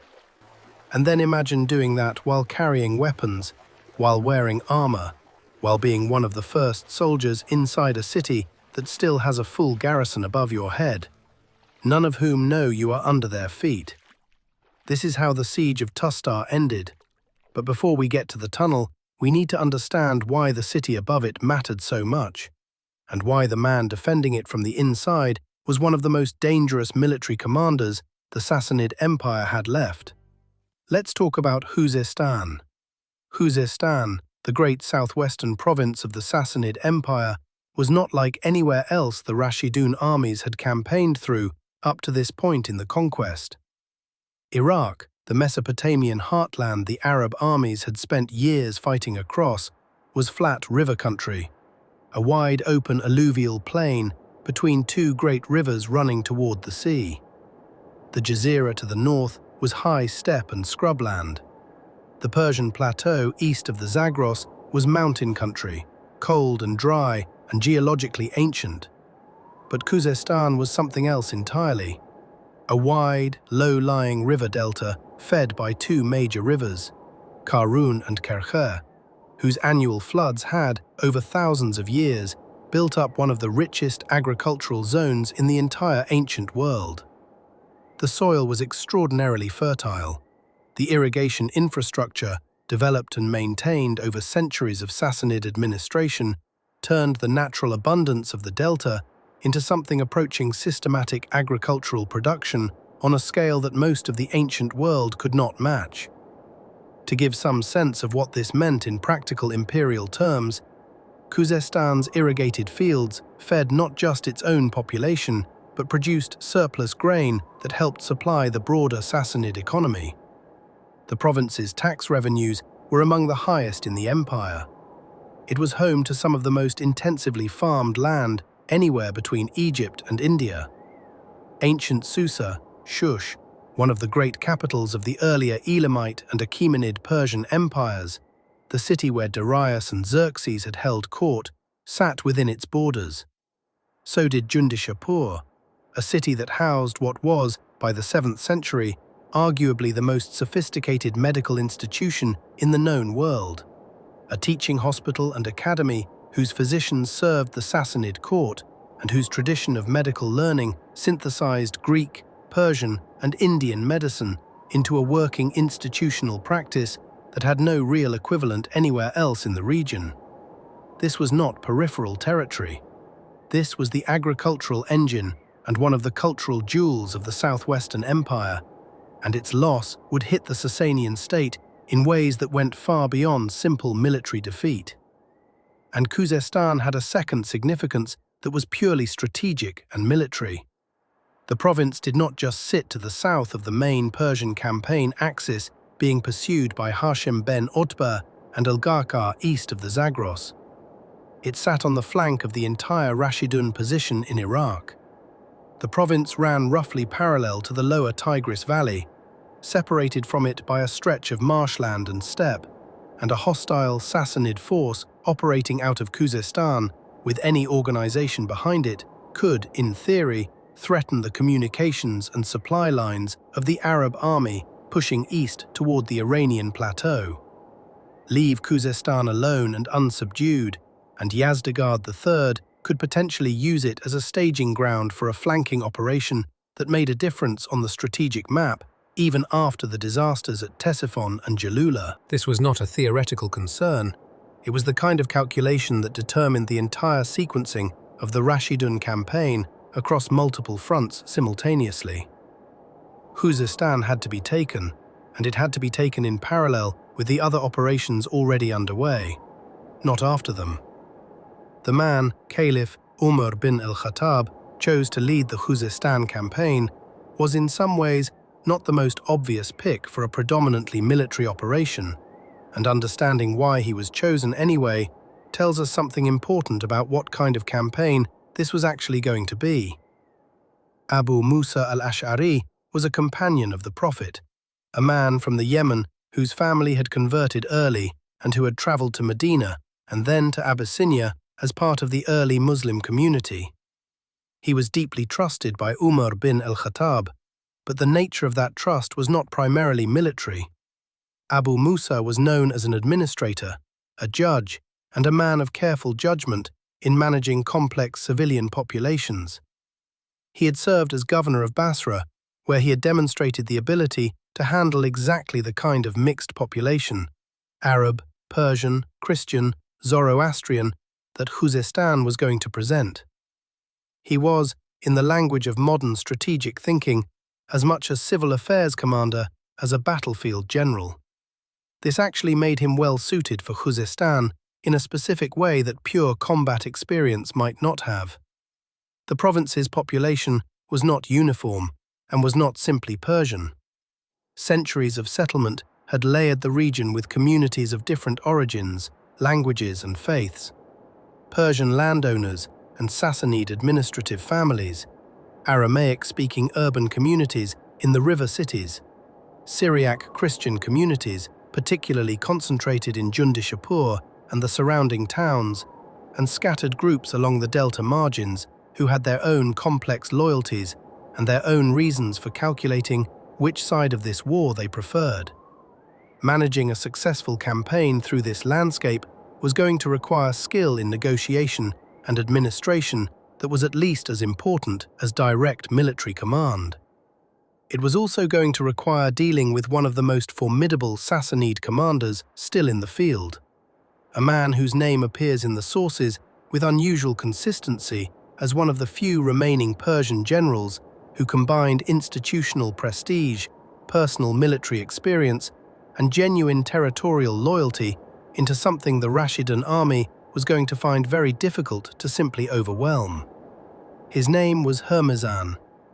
Hormuzan deserves a full introduction here because he sits at the center of this story from this point forward and through the end of the episode. And understanding who he was changes how we read everything that happens, both at Tustar and afterward in Medina. He was not simply a provincial general assigned to Khuzestan from outside. He was a member of one of the 7 great noble houses of the Sassanid Empire, the families that sat directly below the royal house in the imperial hierarchy, the families from whom governors, generals, and senior courtiers were traditionally drawn, and to whom entire provinces were effectively entrusted as hereditary territories rather than administrative postings. His house controlled the satrapship of Khuzestan. This meant that Khuzestan was his family's land rather than a foreign assignment. He was not defending someone else's province on behalf of an emperor. He was defending the territory in which his family had exercised power for generations, and he had already demonstrated his military ability on one of the most significant battlefields of this campaign. Hormuzan had been present at al-Garrison, the battle that had shattered the main Sassanid field army in Iraq. Some accounts place him among the Persian commanders who led the early assaults on the Arab right wing during the battle's opening stages, and who managed an organized retreat with his surviving forces when the battle turned, rather than the disorganized rout that consumed most of the Persian army that day.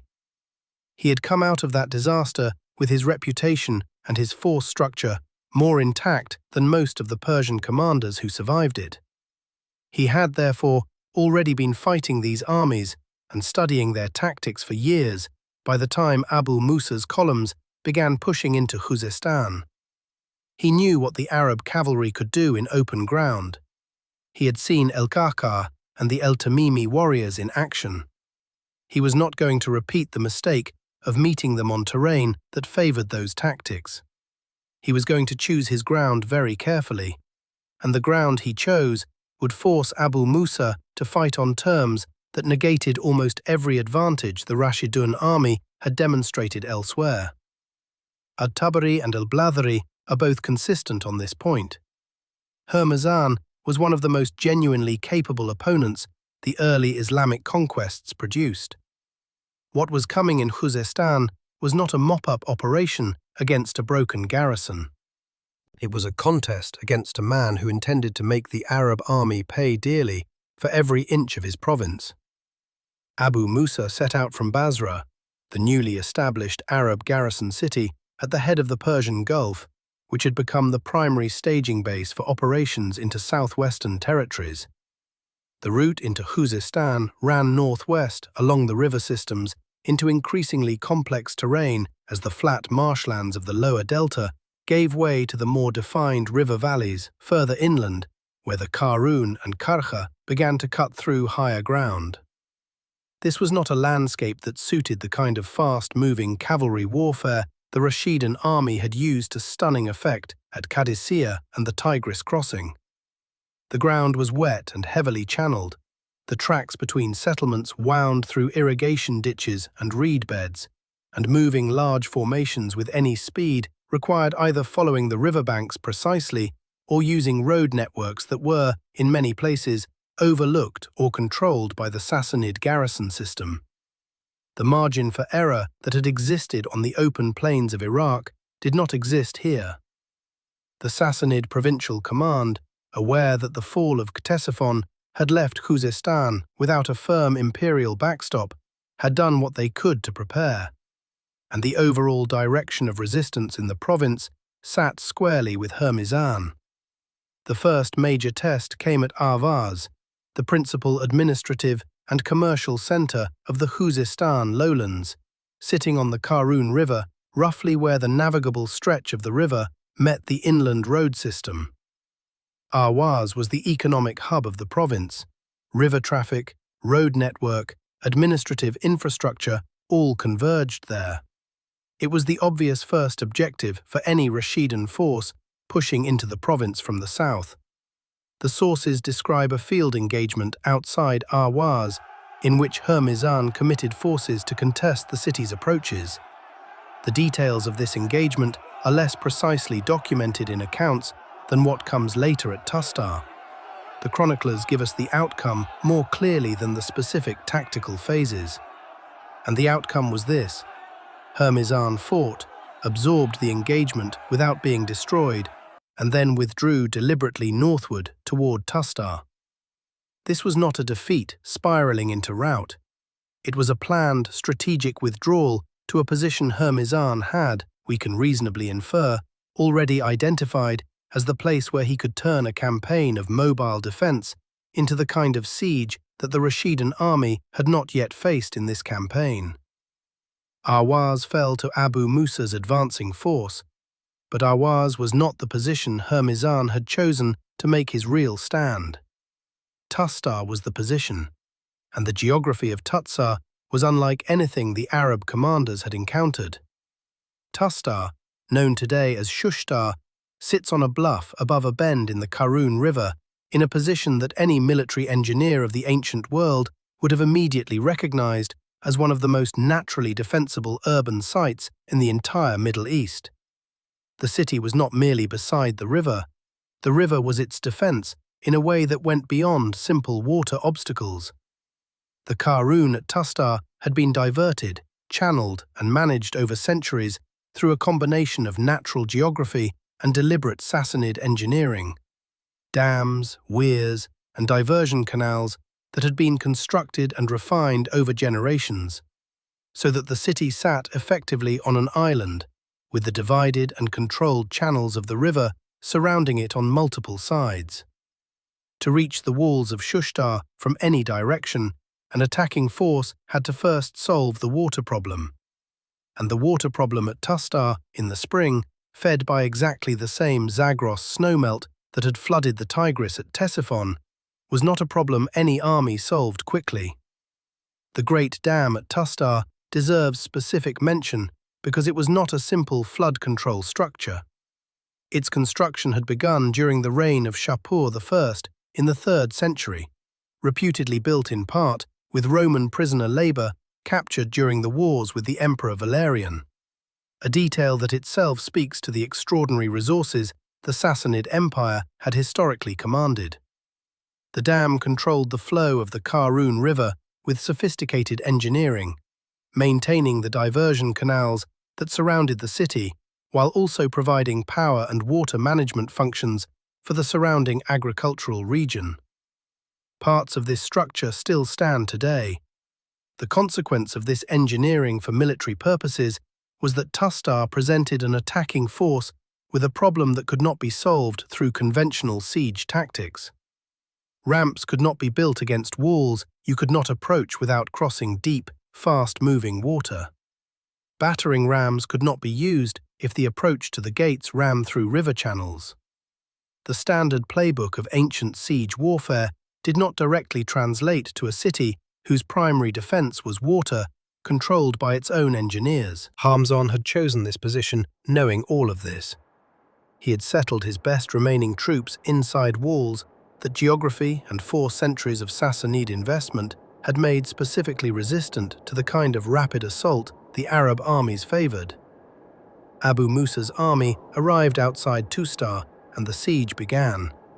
And what followed was not the quick, decisive engagement that the fall of Ahwaz might have seemed to promise. It was the beginning of a standoff that the chronicles, without fully agreeing on the precise duration, consistently describe as one of the more extended and frustrating episodes of the entire Mesopotamian campaign. Most traditions suggest the siege lasted several months. Specific figures given across different accounts range from around 6 months to somewhat longer. The exact number is best treated as an approximation rather than a precise calendar count. The underlying reality those varying figures all point to is the same. This was not a short siege. This was a grind. The tactical problem was straightforward to describe and almost impossible to solve quickly. Every approach to the city walls required first crossing water. Every attempt to cross water exposed attacking forces to fire from the walls and towers above. The garrison was elevated, protected, and in possession of ground they knew intimately. The besieging army was operating in unfamiliar terrain, under fire, across obstacles their enemy controlled. Hamzan ran his defense with genuine tactical sophistication. The chronicles describe not simply passive resistance behind walls, but organized, timed sorties, controlled raids, launched from the city gates against besieging positions. These were not desperate breakout attempts of a garrison at the end of its endurance. They were disciplined offensive actions by a commander who understood something that experienced garrison commanders throughout military history have understood: that a purely passive defense, however well fortified its position, eventually loses to attrition. Allowing the besieging army to settle comfortably into its siege lines, build its infrastructure, and rotate fresh troops while the defenders slowly exhausted themselves was a path to slow defeat. Aggressive sortie tactics kept Abu Musa's force constantly reactive, rather than able to methodically develop the systematic pressure that might eventually have cracked the walls. The sorties were calibrated, strong enough to inflict real casualties and disrupt the Arab siege works, disciplined enough to fall back inside the walls before the besieging force could cut them off and destroy the raiding detachment. This is the signature of a commander who trained his troops to maintain discipline in offensive operations, even under the psychological strain of a prolonged siege, and it made Tustar considerably more expensive for the Rashidun army than a purely defensive garrison would have been. Casualties mounted on both sides. Reinforcements came to Abu Musa from Basra. The sources mention additional commanders arriving with fresh contingents to augment the besieging force, though numbers again vary between traditions. The siege dragged on. Weeks became months. It is worth pausing here to discuss the sources for the intelligence that eventually resolved this stalemate, because the variations between accounts are significant, and handling them honestly matters for telling this story accurately. The detail that breaks the siege of Tustar, the existence of a route through or under the river defences, appears in multiple early traditions, but those traditions differ meaningfully in how the Rashidun command learned about it. At-Tabari preserves more than one version. In one tradition, a local man, identified in most versions as Christian, resident of the surrounding area, came forward voluntarily to guide the Arab forces. His motivation, across different accounts, is variously described as a desire for reward, exhaustion with the prolonged destruction of the surrounding countryside by the siege, or personal antagonism toward the Sassanid garrison command. Another version describes a prisoner taken during one of Hamzan's sorties who provided the information under questioning. Al-Baladheri account differs again in some specifics without contradicting the core of the story. All versions agree on the fundamental fact: the information came from someone with direct, detailed, local knowledge of the Tustar water infrastructure, knowledge that Abu Musa's besieging army, unfamiliar with the specific engineering of city's river management system, could not have independently developed in any reasonable time frame. And what that knowledge revealed was something that the original builders of the Tustar water system had never designed for military purposes.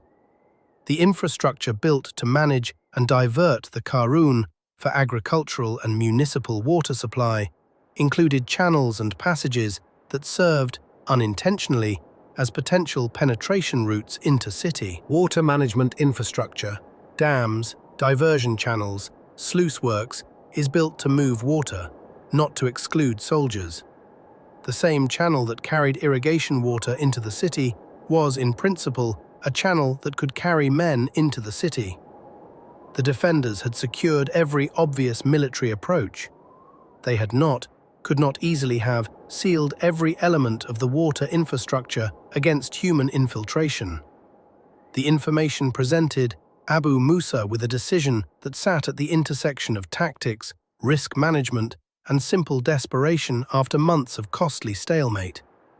The tunnel plan, or more precisely, the water channel infiltration plan, offered a genuine path into the city, but it came with conditions that made conventional military planning extremely difficult. The force that used this route had to be small. The channel could not accommodate a large formation, and the nature of the approach meant that if the garrison discovered the penetration before the infiltrating force could secure a gate or a section of wall accessible to the main body outside, the men inside would be trapped in an enclosed space with no support and no route of retreat. The entire tactical logic of the plan depended on achieving surprise and maintaining it long enough to open the city from inside, at which point the main force outside could pour through. This is a high-variance plan. The upside was the end of a months-long siege. The downside was the loss of an elite volunteer detachment with nothing to show for it. Abu Musa weighed these options against the alternative and decided to proceed. Volunteers were called for. The chronicles are consistent that this was a carefully selected small group rather than a large force, because the channel's constraints made numbers a liability rather than a strength. Speed, silence, and the ability to maintain formation and discipline in total darkness through an unfamiliar subterranean route were the only assets that mattered in the approach phase. The assault came at night, and it is tactically obvious. Any movement through the water channel infrastructure in daylight would have been visible from the walls or detectable by any patrol that happened to be near the channel's terminus inside the city. Darkness was not a luxury, it was a prerequisite. The volunteers disappeared into the darkness. Step by step, they entered the narrow waterway, swallowed by the night. And then, the sources fall silent. They don't tell us how long the passage took. They don't tell us what obstacles waited in the black water. They don't even tell us how many men who entered that channel lived to emerge from the other side. Those details have been lost to history, but one fact survived. When the night was at its deepest, the assault force emerged inside the city's river defenses, completely undetected.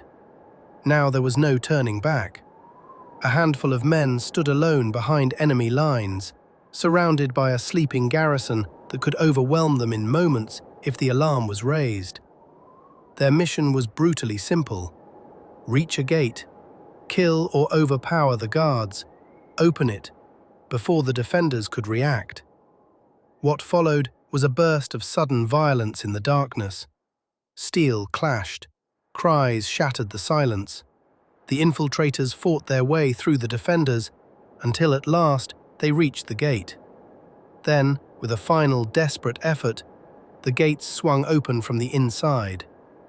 The noise of that struggle was more than the sound of battle. It was the signal. The infiltration had succeeded. Outside the walls, the waiting army needed no further command. The decisive assault had begun.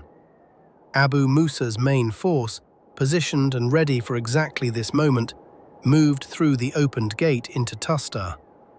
What followed inside the city was the brutal, confused fighting of an urban combat situation in the ancient world. Neither side able to use its standard formations effectively in the streets, every corner and doorway a potential ambush. The advantage the garrison had held for months in terms of knowledge of the ground, now cutting both ways as Arab soldiers poured in through the opened gate faster than any defensive plan had anticipated. Hormuzan did not surrender with the outer walls. The chronicles describe him withdrawing with his remaining loyal troops to the citadel, the fortified inner keep that served as the garrison's last defensive position when the outer perimeter was breached, and holding there for an additional period before the position became untenable. The exact circumstances of the citadel's fall vary between traditions. Some accounts describe negotiations leading to a conditional surrender. Others describe a direct final assault. What every account agrees upon, without exception, is the outcome. Hormuzan, one of the 7 great nobles of the Sassanid Empire, the hereditary ruler of Khuzestan, the commander who had fought at Qadisiyah and then held Tustar for months against a besieging army, was taken alive, in chains. Walking through the streets of Medina, he was a demonstration of the scope of what the conquests had accomplished. Dead in his citadel, he was just another Persian commander who had eventually run out of walls. The journey from Tustar to Medina covered roughly 1,500 kilometers across desert and steppe. Weeks of travel through terrain far removed from the river plains Hormuzan had spent his career defending. The decision to send him personally to the Caliph rather than execute him locally or place him under provincial authority was itself a deliberate political act. Omar bin al-Khattab had built his caliphate on a reputation for direct personal accountability. He received delegations himself, heard complaints from ordinary subjects, and made consequential judgments without relying on intermediaries. A man of Hormuzan's stature, a Sassanid great noble, commander on 2 major fronts, and member of a family that had governed Khuzestan for generations, had to be judged by Omar personally. His fate carried too much political significance to be decided by a provincial governor or field commander. The accounts of Hormuzan's arrival in Medina are preserved in remarkable detail by Tabari and echoed across the other major early sources. Though they differ in some details, the core narrative is consistent, and it reveals something about the political culture of the Rashidun Caliphate that military history alone cannot capture. The sources describe Hormuzan entering Medina dressed in the full ceremonial regalia of his rank, robes, crown, and golden insignia, marking him as one of the highest nobles of the Sassanid Empire. Whether this was his own choice or that of his escort, the visual contrast carried its own message. One of Persia's greatest aristocrats, in chains, was now walking through what had only a decade earlier been a modest town in the Hejaz. Expecting to meet a ruler surrounded by guards, ceremony, and royal protocol, Hormuzan was instead brought to Umar bin al-Khattab, asleep in the mosque, resting on the ground with no visible guard. The anecdote may have gained symbolic sharpness through transmission, as many early Islamic narratives did, but its central point is independently supported. Omar was renowned for an austerity that consistently surprised foreign visitors. He rejected the court culture that defined every great monarchy of the age. There was no palace, no throne, and no elaborate display of royal distance. To someone raised in the Sassanid court, where power was expressed through ceremony and hierarchy, this was profoundly unfamiliar. It was not what empire looked like. When Hormuzan was brought before Umar for judgment, his fate remained uncertain. He had organized one of the longest and costliest defenses of the campaign and resisted the Rashidun armies across multiple fronts. His rank made him too significant to ignore, while his resistance made a simple pardon politically difficult. According to the accounts, Hormuzan asked for water after the journey. A cup was brought to him, but he did not drink. Seeing this, Umar asked why. Hormuzan replied that he feared he would be executed before finishing the water. If that happened, he argued, he would die under Umar's guarantee of safety, because offering water to a man constituted protection under the principles the Caliph himself upheld. Umar answered that he would not be harmed until he had finished drinking. Hormuzan then poured the water onto the ground. He had not drunk it, and by his own reasoning, the guarantee remained in force because the act of drinking had never been completed. The sources portray Umar responding with both frustration and an implied appreciation for the audacity of the argument. Using nothing more than a cup of water and a careful understanding of his captor's principles, a defeated commander had argued his way out of execution. Whether Umar accepted the argument because it was legally binding, because he admired its ingenuity, or because honoring his own word was simply required by his principles, the sources do not distinguish. They agree only on the outcome. Hormuzan's life was spared. Multiple early traditions record that Hormuzan later embraced Islam. The exact timing varies between accounts, but the sources consistently agree that he remained in Medina afterward as a free man, receiving a stipend from the caliphal treasury. His presence carried political significance. A member of one of the 7 great noble families of the Sassanid Empire, now living freely in Medina after accepting Islam, demonstrated that submission offered a future rather than simple destruction. Whether Hormuzan sincerely embraced this new role or accepted it out of necessity cannot be known with certainty. What is certain is that he became one of the clearest human symbols of the collision between two civilizations, a man shaped by the Sassanid world, now living in the city that had replaced Ctesiphon as the political center of the region. Hormuzan walked into Medina in chains.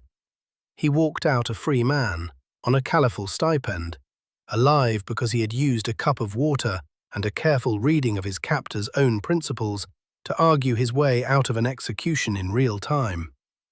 But Khuzestan was not finished.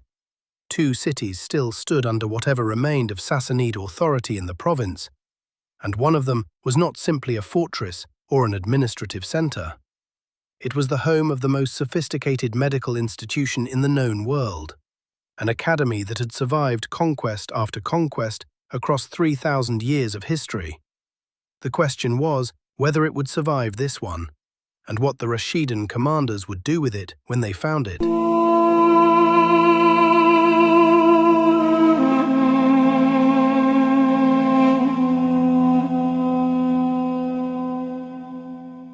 Dawn, outside the walls of a city older than Egypt's pyramids. The sentries on the ramparts spot a man lying face down in the dirt.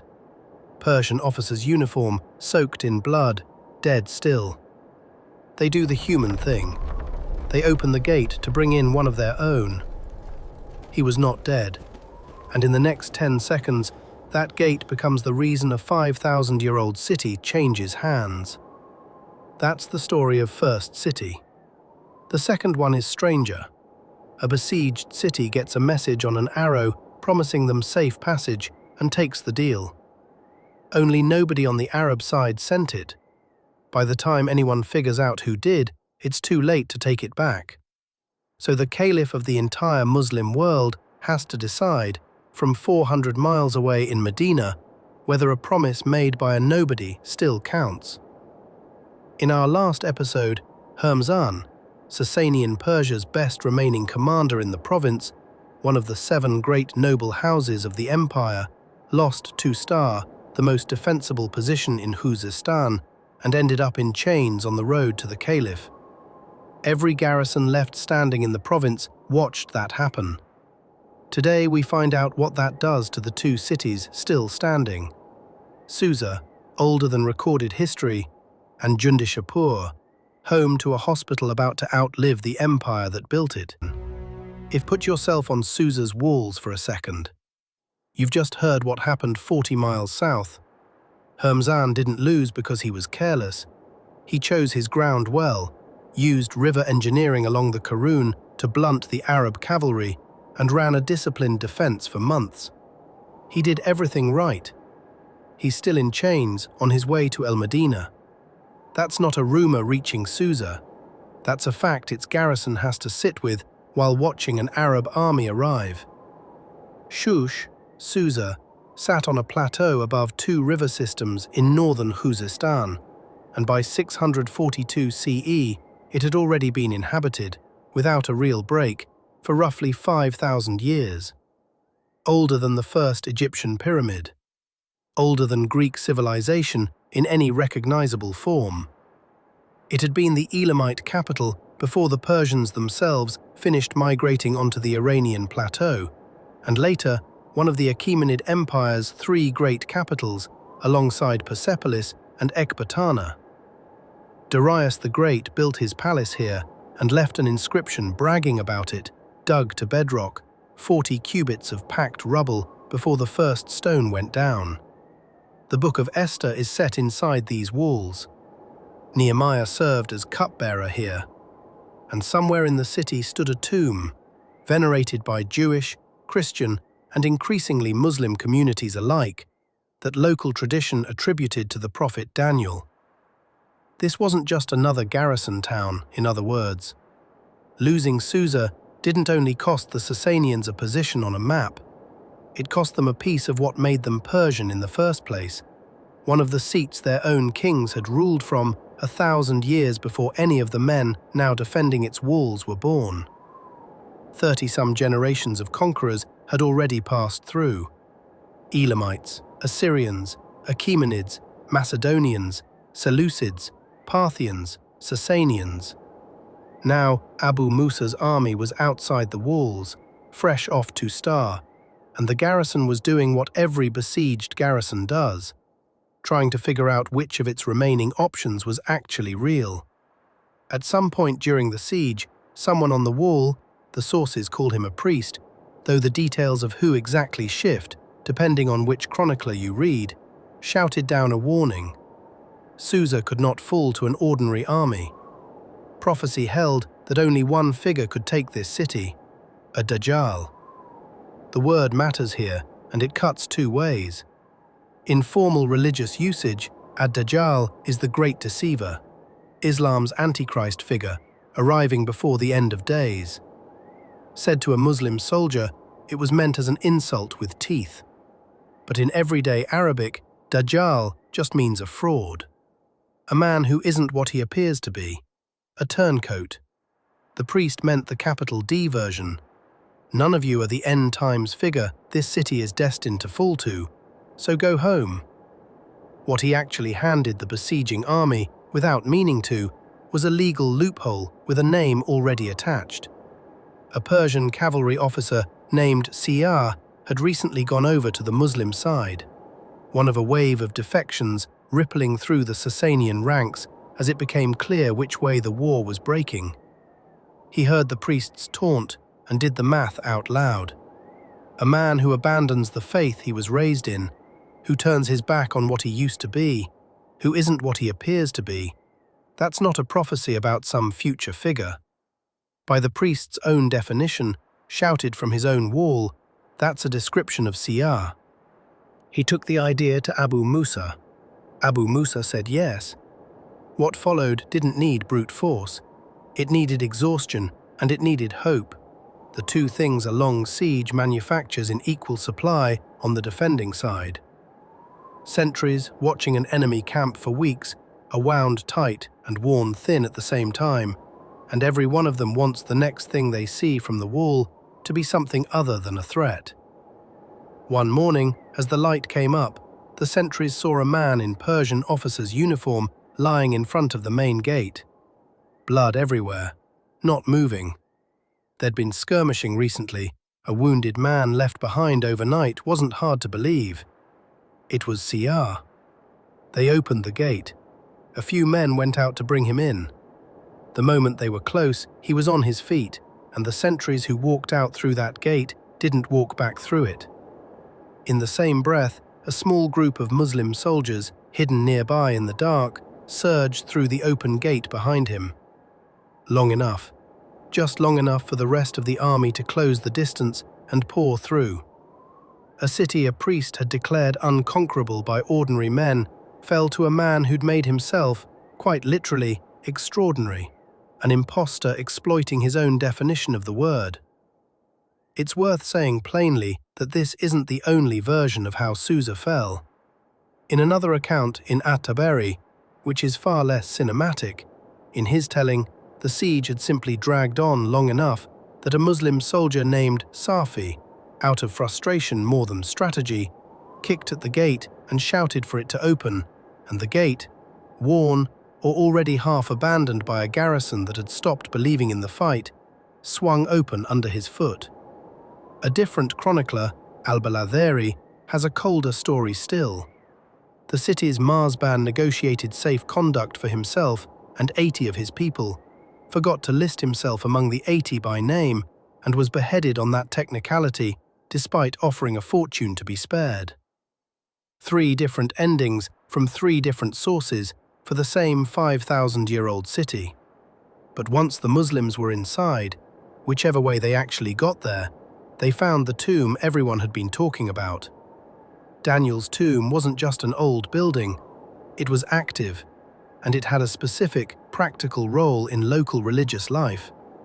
According to the earliest Muslim historians who recorded the event, the coffin had originally been brought from Babylon to Susa specifically to be displayed during periods of drought as a rain charm, carried through the streets while people prayed for rainfall, as mentioned by al-Baladheri. A nearly identical account was also preserved by the 10th century geographer Ibn Hawqal. Even the identity of the body isn't settled. Some later sources insist it wasn't Daniel in that coffin at all, but Cyrus the Great, which tells us the tomb's real power was never really about verifying whose bones were inside. It was about what the city needed the bones to be. Some of the soldiers who found it treated it as spoils of war and opened the coffin.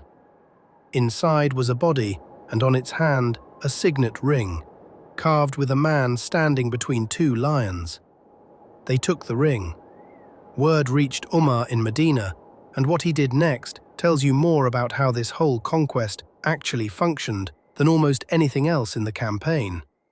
He didn't order the tomb destroyed. That would have broken the terms of protection just offered to a defeated population. He didn't turn it into an official shrine either. He ordered the ring returned to the body, and the body reburied, quietly, respectfully, sunk beneath the riverbed where it wouldn't be paraded out again. Not gone, just no longer a tool for a superstition that in his view reduced a prophet to a weather vane. It worked, more or less.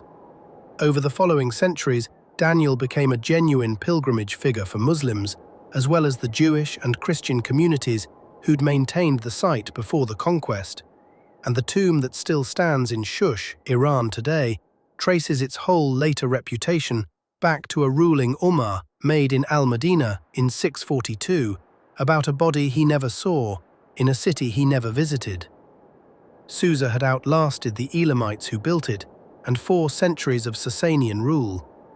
It fell in the end to a man playing dead in front of his own former army, or, if you prefer the other version, to one soldier's bad temper and some brittle old locks. Either way, Abu Musa had 1 city left in the province, and what happened there didn't involve a single sword swing. No ropes, no ruse, no gate kicked open in frustration. Just an arrow, a mistake, and a caliph who decided the mistake counted anyway. Jundishapur sat roughly 60 kilometers northeast of Ahwaz.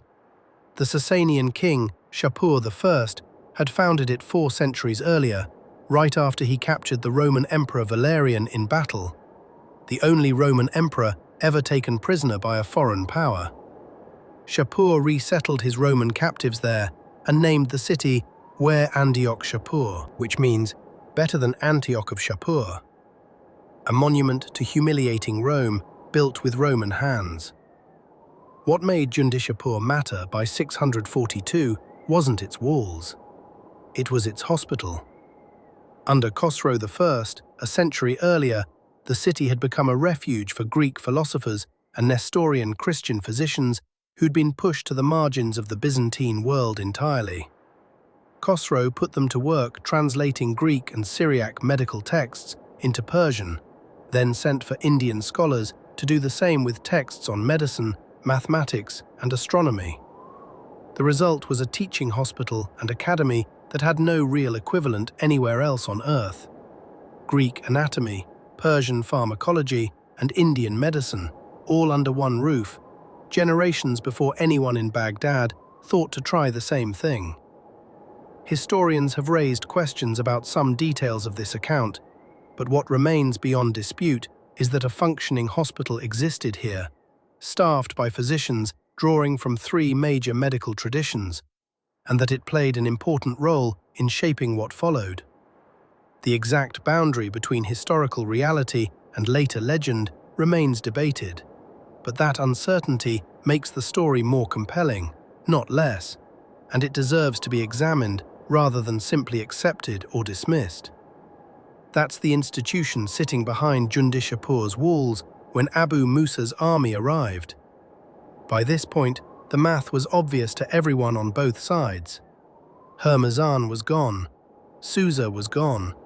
There was no Sassanian relief column anywhere in Khuzestan, and the nearest serious concentration of Persian troops was on the far side of the Zagros Mountains, where Yazgird III was trying to scrape together whatever remained of his empire for one last stand.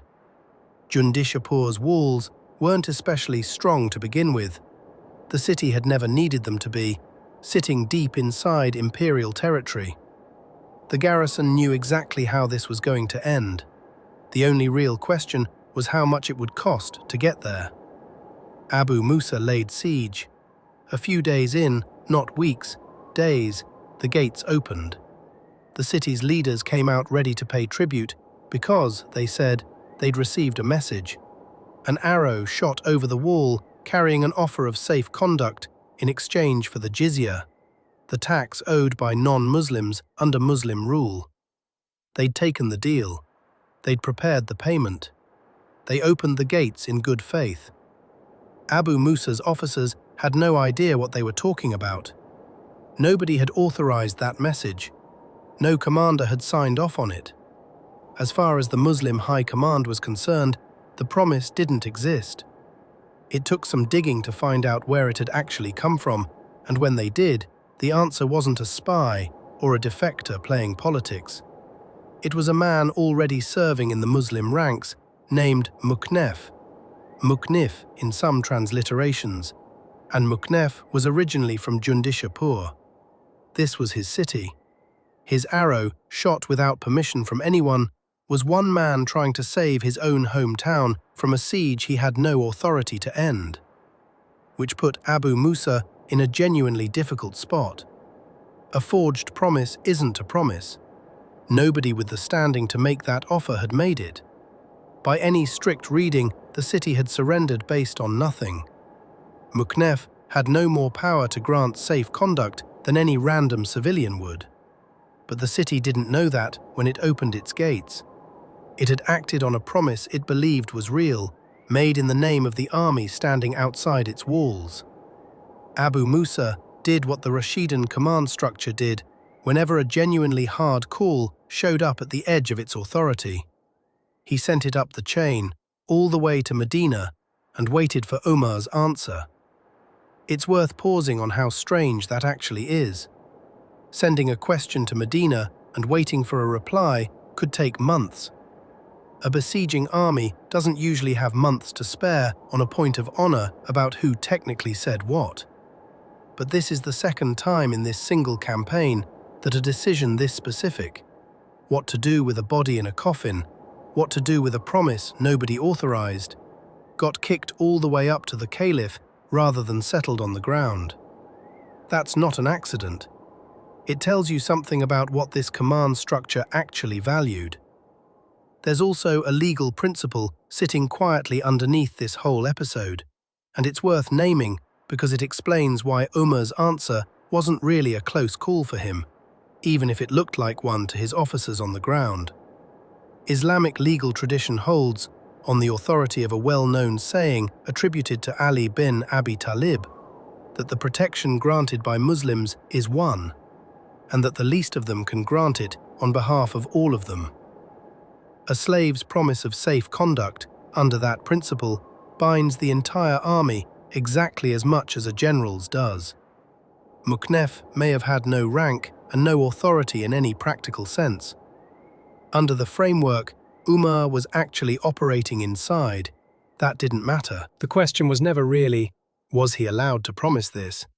It was, did a Muslim promise this? And once the answer to that was yes, the rest followed. Umar's answer, honor it. Grant the city its safe conduct, exactly as promised, exactly as the people of Jundishapur believed it had been offered. His reasoning, as it's recorded, came down to one idea, that God holds the keeping of promises in the highest possible regard, and a city that surrendered peacefully because it trusted a promise shouldn't be punished for a technicality about who was allowed to make it. So they did. Jundishapur paid its tribute, kept its people, kept its property except its weapons, and was folded into the caliphate without a single further day of siege. Not everyone stayed to test that promise. A portion of the population, distrustful of how this had all played out, fled to a nearby town called Kalbania rather than risk it. Abu Musa followed and took the town without much trouble. The lesson, such as it was, seemed to reach most people anyway. Those who stayed and paid were left alone. Here's why that hospital mattered enough to build an episode around. Jundishapur's academy didn't just survive the conquest. It kept running, under the same Nestorian physicians and Zoroastrian scholars who'd staffed it before, because nobody with any sense wanted to dismantle the one institution in the region that actually knew how to treat the sick. It kept training doctors for 2 more centuries under Muslim rule. And then, in the early 800s, when Abbasid Caliph al-Ma'mun founded the House of Wisdom in Baghdad, the institution that would go on to define the golden age of Islamic science, he staffed it with physicians and scholars trained at Jundishapur, working from methods Jundishapur had spent 400 years refining. A hospital built by a Sassanian king to humiliate Rome ended up quietly seeding the medical tradition of an empire that hadn't existed yet when it was founded. None of that happens if the siege had gone the hard way. If Abu Musa had razed the place over a technicality about an unauthorized arrow. 2 cities fell, and neither one fell to a conventional siege. Susa fell to a man who used an insult as a weapon and, depending on which historian you trust, either murdered his way through a gate or benefited from someone else's temper and some old locks. Jundishapur fell to a promise that wasn't real, made by a man with no right to make it, honored anyway by a caliph 400 miles away who decided the keeping of a promise mattered more than the fact that it should never have been made. Both calls in the end ran through Medina. Umar never set foot in either city and made the decision that shaped what both of them became. It wasn't even the first time that year a technicality decided somebody's fate.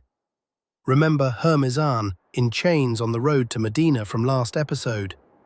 When he finally stood in front of Umar, thirsty and certain he was about to be executed, he asked for water. Umar gave it to him, and Hurmizan, suspecting poison, hesitated, saying he was afraid to drink it. Umar told him he'd be safe until he finished what was in his hand. So Hurmizan threw the water on the ground, nothing left in his hand to finish.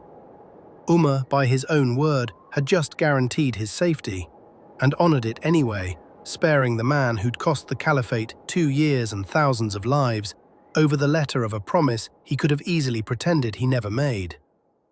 Hurmizan converted on the spot and lived out his life in Medina on a caliphal stipend. Same instinct as Jundishapur, same caliph. A promise is a promise, even the ones handed to you by a trick. Khuzestan is done. What's left is Nahavand, the battle that early Islamic tradition would come to call Fath al-Futuh, the Victory of Victories, where Yazdegerd III gathers everything he has left for one final stand, and the road into the Iranian plateau itself hangs on the outcome.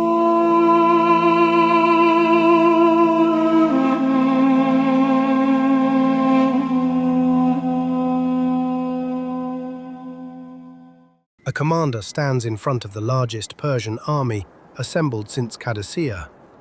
30,000 men behind him. Somewhere ahead of him, beyond a fortified position, on high ground, seeded with iron spikes and held by an army that outnumbers his by a margin that every military manual of the ancient world would say makes this fight unwinnable on current terms. And he prays, not for victory, not for survival, not for his men, not for the Caliph in Medina, not for the obvious things a commander prays for before a battle he might lose. He prays to die, specifically, at the exact moment the battle turns. Not before it turns, not as a martyr who falls without seeing the outcome. Not after it turns, not as a commander who survives to see the victory and then falls in the aftermath that history treats as a footnote.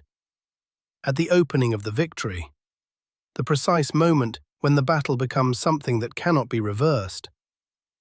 And Nu'man ibn Muqarrin al-Muzani prayed that prayer before the Battle of Nahavand, and he got exactly what he asked for, with a timing so precise that the early historians who recorded it reached for language that went beyond military narrative. Fath al-Futuh, the Victory of Victories. That is the name the early Islamic tradition gave to what happened at Nahavand, and it was not called that because of how dramatic the battle was, or how large the armies were, or how famous the commanders. It was called that because of what ceased to exist when the battle was over. The Sassanid Empire's ability to fight back, permanently, completely. On one afternoon in the Zagros foothills, this is the episode we have been building toward since this season began, because to understand what happened at Nahavand, you need to understand the decision that created it. And that decision was made not on a battlefield, but in a room in El Medina, by a caliph who almost led this army himself. By 641 CE, Yazdegerd III had reached the Iranian plateau.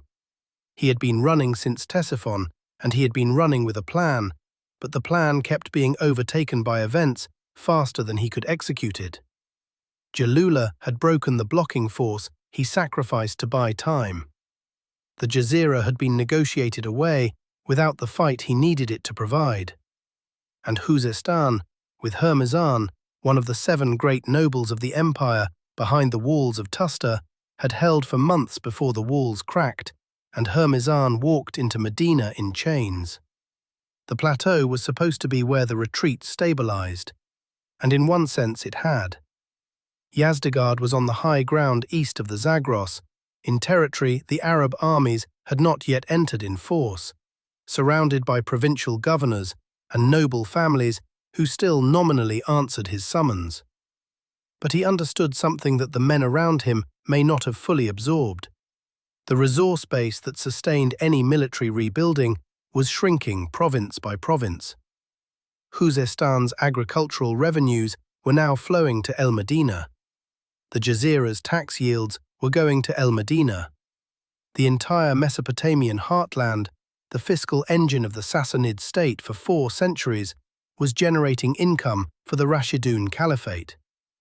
Every month that passed without a decisive military reversal was a month more Persian aristocrats completed the calculation that submission offered a more survivable future than continued loyalty to a retreating king. He needed a battle, not a blocking action, not a siege designed to buy weeks. A battle, full scale, on the ground of his choosing, with everything he could assemble, designed to destroy the Rashidun field army the way Qadisiyah had destroyed the main Sassanid field army. Win that battle, and the calculation across the plateau provinces reversed overnight. Lose it, and there was no equivalent option left. The man he trusted to organize and execute this final effort was Piruz Khosrow, also known as Firuzan. Firuzan deserves a real introduction because he is consistently underrepresented in how this battle gets told. And when you underrepresent the Persian commander at Nahavand, you misread the battle.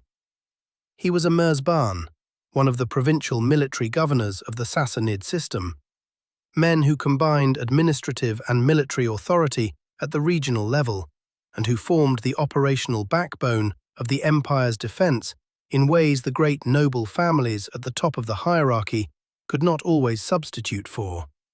He was not Hormuzan, not one of the 7 great houses, but he was something in some ways more useful in this specific situation. A professional commander with deep experience of exactly the kind of military administrative complexity the western frontier had always demanded. More importantly, Firuzan was a tactician who thought carefully about terrain, about the specific capabilities of the enemy he was facing, and about how to use ground and obstacles to neutralize those capabilities. He had watched what the Rashidun armies did in open country at Qadisiyah, at the Tigris crossing, at Jalula. He understood precisely why those battles had gone the way they went. The Arab cavalry's ability to move fast, strike from unexpected angles, exploit open ground in ways the heavier, less agile Sassanid formations could not match. He was not going to fight on those terms. He chose Nahavand's terrain specifically to remove open ground from the equation, and he built his defensive position to turn the Rashidun army's greatest strength into a liability. The army he assembled was large. Tabari gives figures ranging from 100,000 to 150,000 men, and other sources vary both higher and lower. These numbers should be treated as approximations. The logistical reality of moving and supplying 150,000 men through the Zagros foothills in the 7th century would have been staggering even by the standards of the most organized ancient states. But the figure doesn't need to be taken literally to communicate the essential truth it's pointing toward. This was the largest Sassanid military concentration assembled since Qadisiyah, and it substantially outnumbered the force marching toward it. Firuzan had enough men to make his positional approach work rather than be a desperate improvisation. News of what Yazdegerd was assembling reached Umar bin al-Khattab in Medina, and Umar's immediate response was to prepare to lead the army himself. This tells you everything about how seriously he read the situation. At no point in the entire conquest campaign had Umar gone personally into the field. He had governed from El Medina, appointing commanders, making strategic decisions, receiving dispatches, managing the political and administrative dimensions of what the armies produced. The instinct to go to Nahavand in person was a direct statement that what was assembling on the Iranian plateau was not a local resistance problem. It was an existential test. The companions he consulted pulled him back from this decision, and at-Tabari records the council in enough detail that the arguments are recoverable. It was Ali bin Abi Talib who made the argument that carried the most weight, and the argument was strategic rather than personal. Umar was not simply a commander. He was the political center of gravity of an entire system, the administrative coherence of the caliphate, the trust of the conquered populations in the consistency of the treaty framework, the confidence of the armies across every front simultaneously. All of it ran through Umar in ways that could not simply be transferred to a deputy while he went into the field. A battlefield commander who was killed or captured was a loss that the army could absorb. The caliph killed or captured was a loss that could cascade across every front simultaneously, potentially unraveling everything the conquests had built. Umar accepted the argument. He stayed in El Medina, and then he appointed An-Nu'man bin Muqarrin al-Muzani. An-Nu'man bin Muqarrin al-Muzani was not the most celebrated military figure in the early Islamic tradition, not in the way al-Ghaqqar was famous across the Iraq campaigns, not in the way Khalid bin al-Walid had been famous across the Syrian front, but he carried a specific credibility that Medina's military community recognized without needing it explained. He was a companion of the Prophet. He was from Benu Muzayna, a tribe whose early commitment to Islam had been demonstrated not just in declaration, but in consistent military service across multiple fronts. He had administrative experience.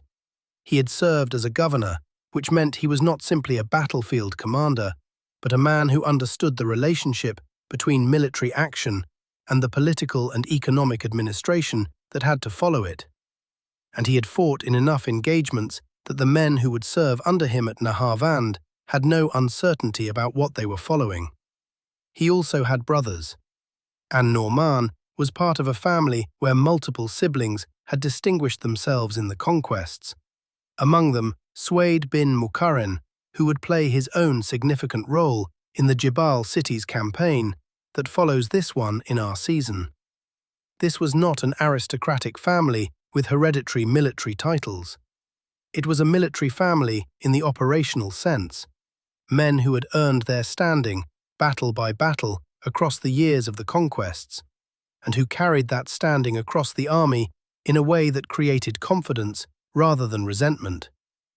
Umar sent An-Nu'man to Kufa, the major Rashidun military base in Iraq, to organize the army. The force that assembled was drawn from the veterans of the Iraq campaigns, reinforced with additional contingents, and numbered by most accounts at approximately 30,000 men. Though, as always, the specific figures vary between sources.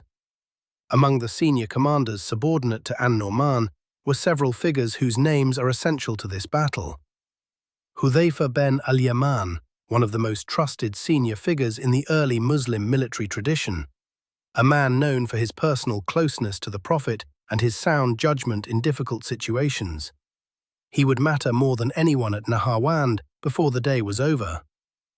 Al-Mughira ben Shaba, a complex personality with a sharp political intelligence and a specific talent for the kind of diplomatic confrontation where you needed someone who could walk into the enemy's camp and come back with more than pleasantries. And Al-Qaqa ibn Amr al-Tamimi, present at Nahavand, according to multiple accounts, available for the pursuit that would matter as much as the battle itself. We will cover his full career in our standalone episode later this season. The march from Kufa to Nahavand carried the Rashidun army east across the familiar flat plain of Iraq, before climbing into the western Zagros foothills, and the terrain change is not a geographical footnote. It is the tactical heart of why Firuzan chose this battlefield. This was not Qadisiyah. It was not the open alluvial plain of Mesopotamia where Arab cavalry had demonstrated, across battle after battle, that speed and aggressive movement in open ground could defeat a Sassanid army with heavier equipment and superior numbers. The Zagros foothills were different. Broken ground, valley corridors that channeled movement, ridgelines that commanded approach routes, terrain where a defender in a prepared position with numerical superiority could force an attacking army to come at him on terms the attacker had not chosen. Nahavand itself, the town and the surrounding valley, in what is today Loristan province of western Iran, sat in exactly the kind of ground Firuzan had looked for. He had positioned his army on elevated terrain that restricted the approaches any attacking cavalry force could use. He had prepared the ground in front of his position with defensive obstacles. The Rashidun army arriving outside Nahavand was not looking at an open field engagement. It was looking at a fortified position on terrain that negated its primary tactical advantages, held by an army that substantially outnumbered it. Firuzan had done his work carefully, and An-Nu'man ben Muqarrin had to think very carefully about how to undo it without doing what Firuzan had organized the entire position to make him do. The Rashidun army arrived outside Nahavand and did not immediately attack.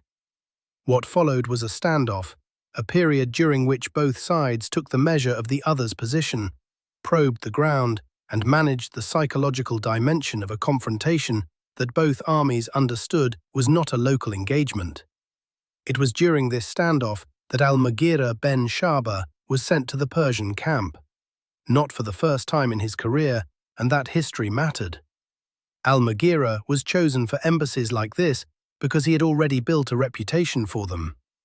6 years earlier, at Qadisiyah, he had been sent into the tent of Rostam, the Sassanid commander-in-chief himself, and had done something almost nobody did in front of a seated head of an imperial army.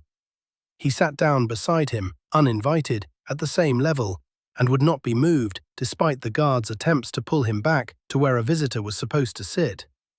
What he told Rostam that day, that Arabs did not hold themselves as slaves to one another, and that a people who built their order on making men kneel to other men would not hold together forever, became one of the most repeated exchanges in the entire conquest tradition.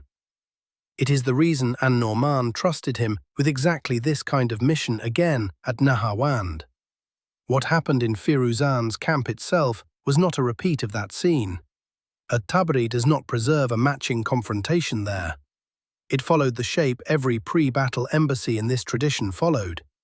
Al-Mughira delivered the standard terms Muslim commanders offered before a major engagement. Accept Islam as equals, accept protection under Muslim rule, and pay the jizya, or meet the army in the field. By the accounts of the exchange, Firuzan's side refused all three, and the talks broke down. Both armies returned to preparing for the fight. Neither side had managed to avoid it through words. But al-Mughira had not gone into that camp only to deliver an ultimatum. He was watching throughout the exchange, reading morale in the faces of the men around Firuzan, reading the tension in how the staff handled a negotiation that was going nowhere, reading anything visible in the surroundings about how the Persian force was actually positioned and equipped. What he brought back to an-Nu'man's camp was an assessment that went beyond the fact that the talks had failed.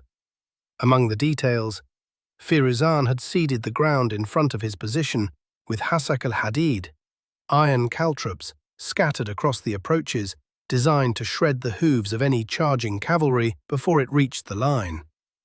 Some accounts from this campaign also describe Persian commanders binding sections of infantry together in the field to keep them from breaking formation, a detail some retellings tie most directly to the fighting at Isfahan rather than Nahavand, though it gets applied to both. Whichever battle it belongs to precisely, the underlying point holds for Firuzan's army at Nahavand. This was a commander with real reason to worry about how his force would hold under pressure, and he had built his entire defensive position around a fight he intended to win without ever attacking. The night before the main engagement, an-Nu'man gathered his senior commanders. What at-Tabari records is not a speech about glory or divine favor in the way that later historical tradition sometimes renders pre-battle addresses. It is a tactical briefing, specific, operational, focused on the mechanics of what he was planning and the specific behaviors he needed from every commander in the formation. He told them the attack would be signaled in stages. He would raise his hand once, stay in position, and not advance. A second time, still hold, regardless of what appears to be happening around you. The third signal, and only the third, was the order to move forward and engage with everything. This sequencing mattered specifically because of what he was planning. A feigned retreat, the kind that would succeed, required the entire army to move at precisely the right moment after the Persian formation had committed to pursuing what appeared to be a collapsing Arab line. If individual commanders advanced prematurely because they saw an opportunity or because they were tired of holding a position, the plan collapsed before it could develop. The signal system was an-Nu'man's way of maintaining central control over the decisive moment of the entire operation. And then he added one more instruction, one that required every man in that room to hear it and hold it clearly. He told his commanders, "If I fall, do not stop, do not slow, do not turn toward me. Continue the advance as if I had not fallen." The battle's outcome was not to depend on any single man's survival, including the man giving these orders. He had thought about his own death before the battle began. He had built instructions for it directly into the operational plan. And then an-Nu'man prayed. The prayer that at-Tabari attributes to him before Nahavand is unlike any other pre-battle invocation in the entire early Islamic historical record, because of what it asks for and because of the precision with which the answer aligned with the request. He asked Allah, and at-Tabari preserves the substance of this, though not verbatim, to grant him martyrdom at the opening of the Muslim victory. Not before it. He did not want to fall without knowing the outcome, to die in the middle of a battle still uncertain, watching the sky instead of the turning of the fight. And not after. He did not want to survive to see the victory complete and then fall in the aftermath, a commander whose death history would record as an epilogue rather than a moment. At the opening of the victory, the precise moment when the battle becomes irreversible, when it has tipped far enough that no command decision by the enemy can restore the situation, but before the fighting itself has stopped. This is not a prayer for survival disguised as devotion. This is a man who had made a specific, considered peace with his own death and was asking only for the timing he wanted. Every man who heard that prayer would have understood its weight. Every man who survived the battle that followed remembered it. The morning came. And Nu'man's army formed up, facing the Persian position as daylight established itself across the valley. 30,000 men organized into their combat formations, facing a much larger army on higher ground behind an obstacle field. Firuzan's position looked from the outside exactly as it had been designed to look: strong, well-prepared, patient. The Persian commander had no reason to move. He had built his defensive setup specifically to make the Rashidun army come to him, to absorb a frontal assault across a caltrop field into a fortified line held by an army with superior numbers. Every hour that passed without an Arab attack was an hour that worked in his favor, wearing on the morale of an attacking force that had marched a long way and was looking at a position it could not simply walk through. And Nu'man gave his first signal. The army held. He gave his second signal. The army held. What happened next, the feigned retreat, requires the right mental image to land properly, because it is frequently reduced to a brief tactical note, and the reduction loses why it was so difficult to execute and so effective when it worked. A feigned retreat is not a few cavalry units pulling back to tempt a pursuit. What a Nu'man needed at Nahavand was a withdrawal substantial enough that Firuzan's commanders, watching from their elevated position, would believe they were seeing a real deterioration in the Arab formation. Not a probe retreating, not a skirmish line pulling back, but something that looked like the beginning of a genuine collapse under the pressure of the standoff. Large enough to read as real from a distance, controlled enough that it could be reversed at the precise moment the signal came. The execution of this on flat ground, against a Persian commander who had studied the Rashidun armies and knew their tactics, required the kind of unit discipline that only comes from veterans who trust both their commanders and each other completely. A soldier participating in a feigned retreat has to move backward, in the direction away from the enemy, in the direction that feels like survival, while knowing that he has to stop and reverse on a signal, into a charge, into the exact danger the retreat was moving away from. The psychological load of that requirement is not trivial. It is the kind of thing that falls apart when the men executing it don't fully trust the plan. The veterans outside Nahavand executed it. On the high ground, Firuzan's commanders were watching the Arab formation and seeing what a Nu'man needed them to see, what appeared to be an Arab line that could not sustain its position. The pressure of facing the fortified Persian defense without attacking, the visible movement backward, the apparent breakdown in the Arab formation's discipline, it registered as genuine deterioration. And deterioration that is not immediately exploited has a way of stabilizing. The decision that followed was not stupid. In the context of what was visible from the Persian position, what appeared to be a real breakdown in Arab cohesion, a genuine opportunity to press a retreating enemy rather than sit in a defensive position and let them regroup, the decision to move forward was the decision that military doctrine across the ancient world would have supported. You do not let a retreating enemy recover. You pursue. You convert their retreat into a rout before they can stabilize. Persian troops began moving off the high ground. Not all at once. Large armies never move all at once, and Firuzan was not ordering a general advance into what he knew was potentially a trap. The movement started at the edges of the formation, in units where the momentum of what appeared to be happening pulled men forward before the central command had fully committed to the decision. Units that could see the apparent Arab collapse began to move because the units around them were moving, and because what they were seeing was consistent with what a real opportunity looks like. They came off the high ground. They crossed their own obstacle field, moving carefully through the caltrop zones they had placed themselves, but slower for it, and with less organizational coherence than a formation advancing on open ground maintains. And as they came onto the flat ground beyond the obstacle field, their formation was partially disordered by the complexity of navigating the obstacles under the momentum of pursuit rather than the careful pace of an organized advance.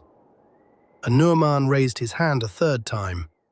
30,000 men who had been moving backward in controlled order reversed and came forward. The feigned retreat became a charge, fast, aggressive, hitting the Persian formation at its most vulnerable moment, partially disordered by crossing the obstacle field, on terrain it had not chosen, without the elevation and fortification that had been its entire defensive advantage. The collision was not a clean tactical exchange. It was the organized chaos that large ancient battles always were. Thousands of individual engagements happening simultaneously across the same stretch of ground, every man making split-second decisions about attack, defense, and survival. The outcome of the whole determined not by any single decisive stroke, but by the aggregate of those individual moments across an afternoon. But the aggregate was going in one direction from the first moments of contact. The Persian army that Firuzan had organized for positional defense was now fighting a mobile engagement on open ground.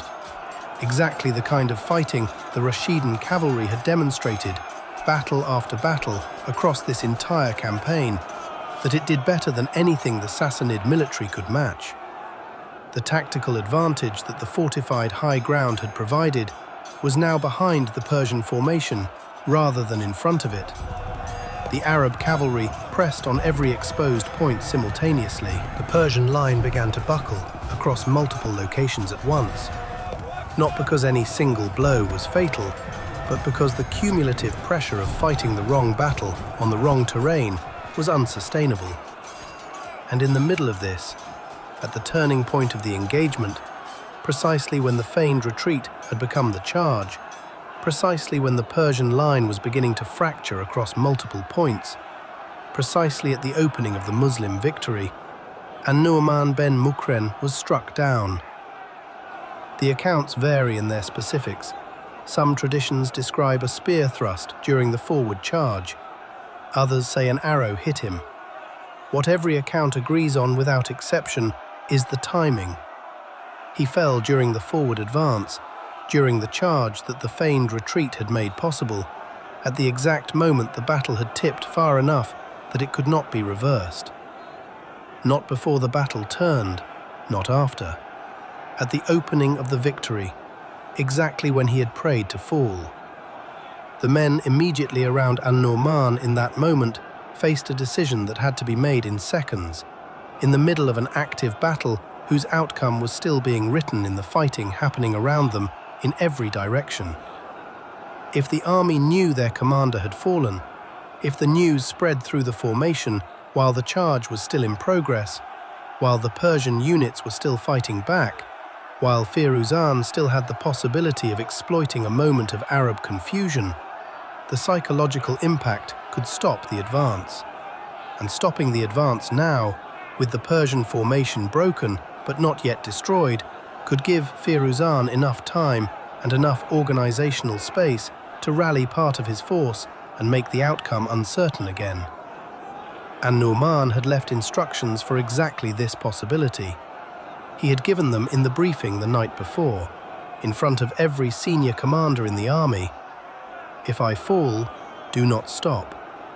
His brother, Suwaid ben Mukren, quietly took command after An-Nu'man fell, concealing his death just as An-Nu'man had instructed before the battle. The banner remained aloft. The name was still called. The line continued to advance. the army pressed its charge without realizing its commander had fallen. At-Tabari records this with a directness that does not soften what it was. An-Nu'man ben Mukrin died at the moment he had prayed to die, and the army he had told not to stop for him did not stop for him, because he had told them not to, because the men around him honored those instructions at the moment when honoring them was the hardest thing they had ever been asked to do, and because the battle was at precisely the moment where stopping to grieve would have meant wasting everything that every man in that formation had built since they left Kufa. Hudhayfa ben al-Yaman assumed command. He was already a senior figure in the formation, known throughout the army, trusted, capable of the kind of steady command presence that a formation in the middle of a successful charge, but grieving its commander, needed in that specific moment. The transition was not invisible, but it was fast enough that Firuzan's command did not get the opportunity to exploit the confusion that always surrounds a command change in a live battle. Under Hudhayfa, the Rashidun army pressed the engagement to its conclusion. Firuzan's army was past recovery. The combination of being drawn off prepared high ground, fighting mobile on terrain that favored the Arab cavalry, the momentum of an army that had been building toward this charge through weeks of preparation and months of campaigning, all of it compounded into something no command decision Firuzan could make in the available time could reverse. The Persian line broke, not at a single point across the formation. The organized resistance dissolved into individual decisions to survive rather than hold, and individual decisions to survive at scale produce the kind of rooting collapse that turns a military defeat into a catastrophic one. The chronicles describe the scale of casualties in terms that are almost certainly inflated, as with every battle in this campaign. But what every account agrees on is that this was not a withdrawal or a managed retreat to fight another day. It was a rout. Firuzan understood what the collapse meant before it was complete. He pulled away from the disintegrating formation with whatever guard and retinue he could keep together and moved northeast, toward Hamadan, toward the mountain passes, toward terrain where a small, fast group might put enough distance between itself and the Arab cavalry to survive the day. The pursuit was immediate. This is a tactical signature of the Rashidun campaigns that we have seen across every major engagement in this series, and it is not incidental. The victory in the field was never treated as the conclusion of the operation. The moment the Persian formation broke, cavalry units were already moving to pursue rather than stopping to secure the battlefield. The reasoning was simple and had been proven correct at Yarmouk, at Qadisiyah, at Jalula, and in every other engagement where beaten Persian and Roman commanders had been allowed to escape. A commander who survives a military disaster is a commander who can reach the nearest loyal province, gather the survivors, and begin rebuilding the resistance that will have to be fought again. Letting Firuzan reach Hamadan alive was not an option. Al-Qaqa ibn Amr al-Tamimi was among the commanders in the pursuit, present in the battle, now riding northeast into the mountain passes with the single objective of not letting the man who had organized the last major Sassanid army reach safety. The route Firuzan was taking ran through passes where the terrain that had been his tactical advantage throughout the battle preparation now worked against him. Mountain passes channel movement, slow a large group, and compress the distance advantage that a fleeing party needs to maintain against faster pursuers. And here, history delivers one of those details so absurdly specific that a screenwriter wouldn't dare invent it. As Firuzan raced through a narrow mountain defile, his escape route was suddenly and completely blocked. Not by a Rashidun flanking force, by a civilian caravan of mules, carrying honey. It was a literal traffic jam in the middle of a desperate military flight. Unable to maneuver his horse through the packed, panicked mass of pack animals choking the narrow pass, Firuzan was forced to dismount and try to proceed on foot, That is where El-Gharqar's cavalry caught him. Because of this deeply mundane logistical accident, ending the life of an imperial commander, the early Arab historians famously named that specific location Thaniyat al-Asal, the Pass of Honey. The man who had assembled Yazdegerd's last major army, who had chosen Nahavand's terrain with genuine tactical intelligence, who had built a defensive position that should have worked against any conventionally led assault, he died on foot in a mountain pass because of a mule train, with the ruin of his army scattered across the ground behind him. The messenger who rode west from Nahavand to al-Madinah carried news that was simultaneously the best and the worst the Caliphate had received since the campaign began. Umar bin al-Khattab received him while going about the ordinary business, and the account of what happened in those moments is preserved in Tarikh at-Tabari, with the vividness that suggests it was a real, specific, remembered exchange rather than a composed narrative. Umar asked, "What has happened?" The messenger, "God has granted the Muslims victory at Nahavand." And then, "An-Nu'man?" The messenger told him, "An-Nu'man ben Muqarrin has been martyred." At-Tabari records Umar weeping. Then, "Inna lillah wa inna ilayhi raji'un." To God we belong, and to Him we return. A pause. Then Umar asked who had taken command in the field. The messenger, "Hudhayfa ben al-Yaman," and Umar acknowledged it. The weeping matters more than it might initially seem, because Umar bin al-Khattab was not a man given to public displays of emotion. The historical record across his caliphate is full of his austerity, his refusal of ceremony, his directness in the most politically sensitive situations, his resistance to being seen as anything other than the servant of a cause rather than the embodiment of power. A caliph who wept publicly over a battlefield commander was expressing something real about what An-Nu'man ben Muqarrin had been to the people who knew him. Not a symbol, not a function, a man. A specific man who had briefed his commanders the night before a battle and told them not to stop for him if he fell, and who had gotten the death he asked for. Fath al-Futuh, the Victory of Victories.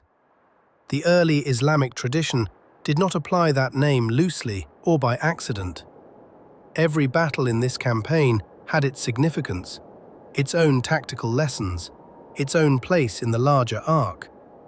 Qadisiyah broke the main Sassanid field army and opened Mesopotamia. Ctesiphon was the capital. Jalula closed the mountain gateway. Tustar broke organized resistance in the southwest. Each of these was a decisive event in its specific context. Nahavand was different from all of them in one precise and important way. After Qadisiyah, the Sassanid state still had Hormizan in Khuzestan, still had the Jazira unsecured, still had the provincial military commands intact and capable of assembling and deploying another major army. It used those options. The army that resulted was called Nahavand. After Nahavand, the equivalent option no longer existed. The organizational capacity to assemble a Sassanid army of this scale, drawing on provincial governor contributions, noble family military assets, garrison forces pulled from across the Western Empire, the imperial treasury financing the entire operation, was consumed in this battle. Not just the men, though the manpower loss was severe. The institutional infrastructure that had produced those men for this battlefield was stripped. Provincial commands that had contributed forces were left without the military assets they had committed. Noble families that had sent household warriors were left without the armed capacity those warriors represented. The treasury Yazdegerd had been drawing on for this assembly was spent. What remained after Nahavand was not a diminished empire still capable of organized military resistance when pushed hard enough. What remained was a king without an army, on a plateau that was still nominally his territory, dependent on the individual calculations of provincial governors who were running the same daily arithmetic. Does continued loyalty to Yazdegerd offer a survivable future, or does the Rashidun offer of fixed terms and protection offer a better one? That arithmetic had been running against Yazdegerd for months before Nahavand. After Nahavand, it ran against him with a speed and completeness that produced the cascade of provincial capitulations we will cover in the episodes that follow. Ray, Qom, Hamadan, Qazvin, Isfahan, Fars, Khorasan. These are not the battles of an empire fighting for its survival. They are the administrative absorption of a state whose military capacity to resist has been permanently and irreversibly broken. That is what Fath al-Futuh means. Not the biggest battle, not the most dramatically staged engagement. The battle that made all further resistance not just difficult, but ultimately futile.